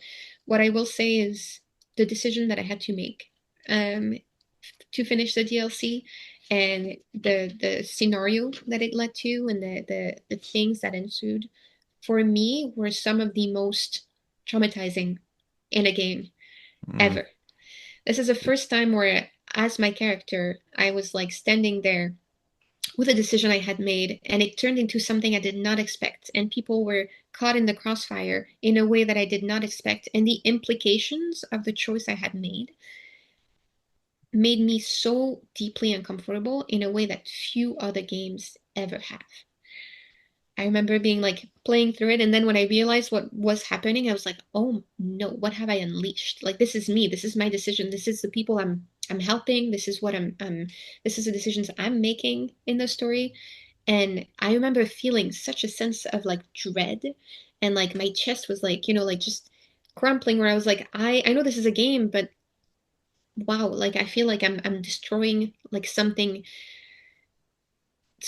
that I shouldn't be touching, or like I'm unleashing something that I shouldn't unleash, or that's not mine to even, be a part of. And few games have ever made me feel this responsible for a decision like Cyberpunk have, and specifically Phantom Liberty, I think.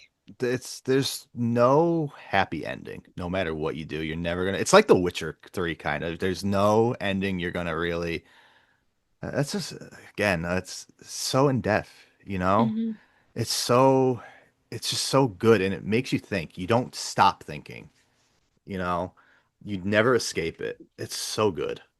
It is. It is. And I enjoy every run of Cyberpunk I do because there's always something new I pick up from it, or someone new I meet, or something new I learn. And Yeah, and there's things that I picked up on in my second playthrough that I hadn't in my first. And I think the world of Cyberpunk is so rich that you mentioned you've been going through it 4 times.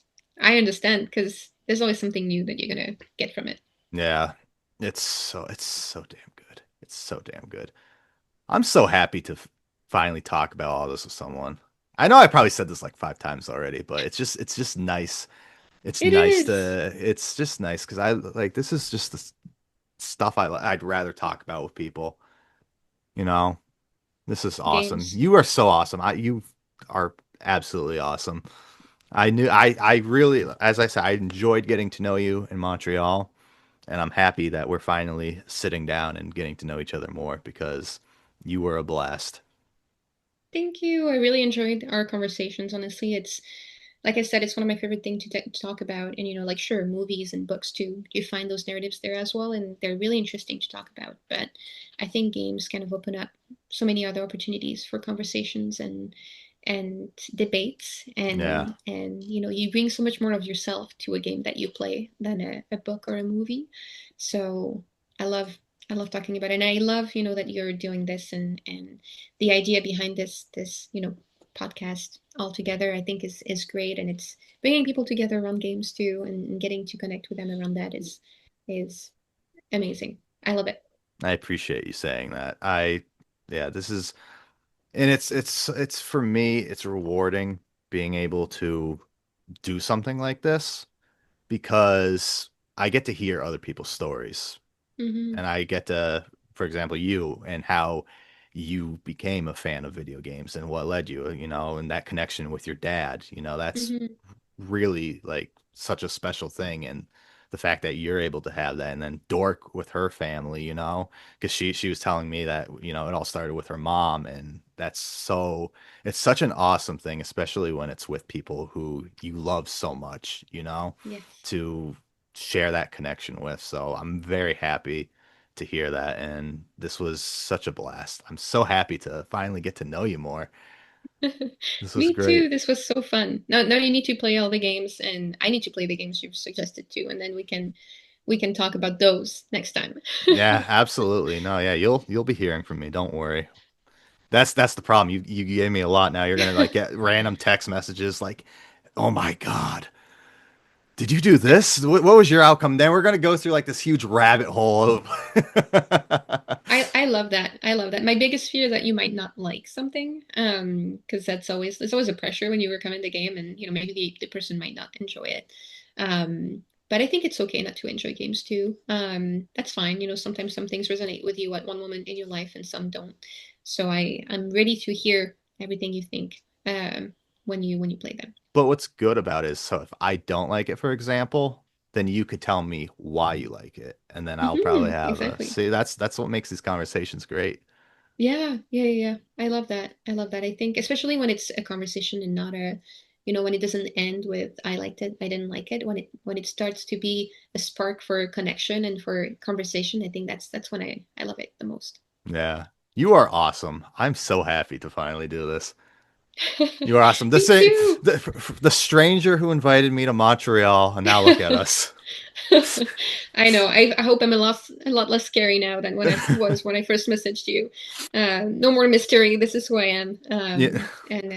And I'm glad that moment, that decision to invite you to Montreal sparked this whole series of events, and now we're here, which I think is great. It was funny because like I responded without hesitation, and I knew because like I saw like the verified badge, but there was a moment where I was just like, well, my whole life has been a decision of last minute stuff, so I'm just going with the flow. But no, it was so awesome, and I'm happy that we're still talking and able to do this, and it's Me a too. blast. You are awesome. All of you are awesome. Well, you are. Look at what you're doing. I think again, the fact that you took this situation and now you're bringing people together to talk about, games, and you're continuing something that, started maybe also at, over drinks months ago when we were all together with Chandler This and with Devs, which is great. this all started with Dork's conversation mentioning Robert Pattinson's nipples, and now we're here. How could I forget? How could I forget? I I'm know. oh, This I'm this is never the never let drag her know. path of that conversation. This is where we are thanks to Robert Pattinson's nipples. Robert Pattinson's nipples was like Joel's Firefly decision, and now we're Yeah, yeah. Robert Pattinson, if you hear this, we're sorry. We're sorry. It was it needed to be said. God, well, life. Oh, That was so fun. When I end this, I just want to ask you to stay a couple more minutes just so I can give you a mhm. rundown of my editing stuff. But Yes. I know you have somewhere to be soon, so I don't want to All good, hold you all good. anymore. No, no issue But at all. this was so fun. You were awesome, and I can't wait to bother you now with more video game stuff. I'll just be messaging you I'm whenever I looking play this forward to it. stuff. Yeah, this was a blast. Thank you so much for doing this. I Thank loved your you. Thank story, you. and this was great. Very excited. I'm I sure the don't audience will like this a lot too. I hope so. I don't get to talk about games as much as I wish I did. So this was really a great opportunity to do that. And I definitely babbled a lot, so I'm sorry about that. But when No, again, just like we that's the said, when point we of talk this. about games, we just get That's going. the whole point of this. So I'm happy to have you on. I'm sure we could have gone on even more, but you Oh are yeah. always welcome back on if you ever want to continue a conversation, if you ever want Maybe we to should open do up. one. Maybe we should do one with Dork. Maybe we should do a like a. Ooh, a two-person get. I think that would be fun. I think that would be fun because there's a lot of games we could talk about that we don't necessarily have, the same opinions on. So I think that would be really interesting to see. That's a good idea. I'm gonna message Dork after this now and say, "Hey, Omnia just had a good idea. I'd love to. You should play Outlast Trials with us." You know what? It's now it's a plan. I'm gonna mention it. To be fair, I feel like Dork probably had that in mind because I think, I mean, me or the group that she has because it's a lot easier to invite someone to play for the first time with a full group. So she probably would have wanted to add a couple people so you don't feel completely alone with her in the trials. So As, I'm sure we can make that happen. as long as you can handle me screaming and relying on you for Oh, everything. that was me when I started, so I know what it's like. Good luck. Looking Uh, forward to it. Thank you so much. This really means the world to me having you on and being able to share this experience and just talk. This is all I like to do is talk video games and hear people's opinions. And we talked about a lot of my favorites. And if you, we'll definitely we'll have you back on. You and Dork will be back on. And I need to play the games you suggested, so that's on my list. Yes, please start with Red Dead 1. Yes. Yes, that's the Please. next one. I can't wait That's the to next hear. one. Yeah. But thank you so much. I hope everyone listening enjoyed this. I know they did. You were awesome. And well, we'll have you back on. It'll be a Yay! party. Thank you for having me. This was so Thank, fun. thank you. To everyone, I hope you all have a good rest of your, well, I think this is going to be uploaded in April because Dorks is going to be uploaded towards the end of this month. So yeah, you'll be in April. You'll probably be in Scotland, right? You're going to be in I Scotland? will. Going to Scotland again this year. Very excited. Loved it last time. Met so many cool people. And the person we're working on the experience with at HorrorCon is also incredible. Laura, the organizer, is the second year she's bringing us there, and it's great. We're so excited. But on another note, I'm also really excited for the butter. I've said that to everyone. The Scottish butter is so good. I'm Yeah, like I know. I so good. I told Dork because I've been there before. So if you guys need recommendations, but you've obviously been there, so you I mean, know. only once, so I will take all the Uh, recommendations, but I'm just really looking forward to the butter, which yeah, might be weird for, Scottish people to hear. But the butter is really what I'm excited about. yeah. I can give you good restaurant suggestions too. There's some good because I was in Yes. Glasgow. It's so good. One of my favorite trips. Yes. Yeah, Yes. but yeah, this was fun. I said this a lot, but that this was fun. This It was really was. It was very fun. fun. I'm very glad we did it. Thank you so much for your time. This was a blast. Um, But yeah, I'm gonna end this and I'll ask you once I end the Mhm. recording. But to everyone, have a good rest of your day, weekend, whatever it is. I don't know when I'm uploading this. And hopefully everyone can pick up on some of the games we talked about if they haven't. You gave good suggestions. You have Oh, me you hooked did on too. stuff. So this is gonna be good. Yeah. I can't wait to talk more about this. So thank you so much. And well, maybe we'll see you again with Dork. Yay! And keep playing games. That's the most important thing. Never stop. Never stop. Never stop. All right, guys. Have a good one.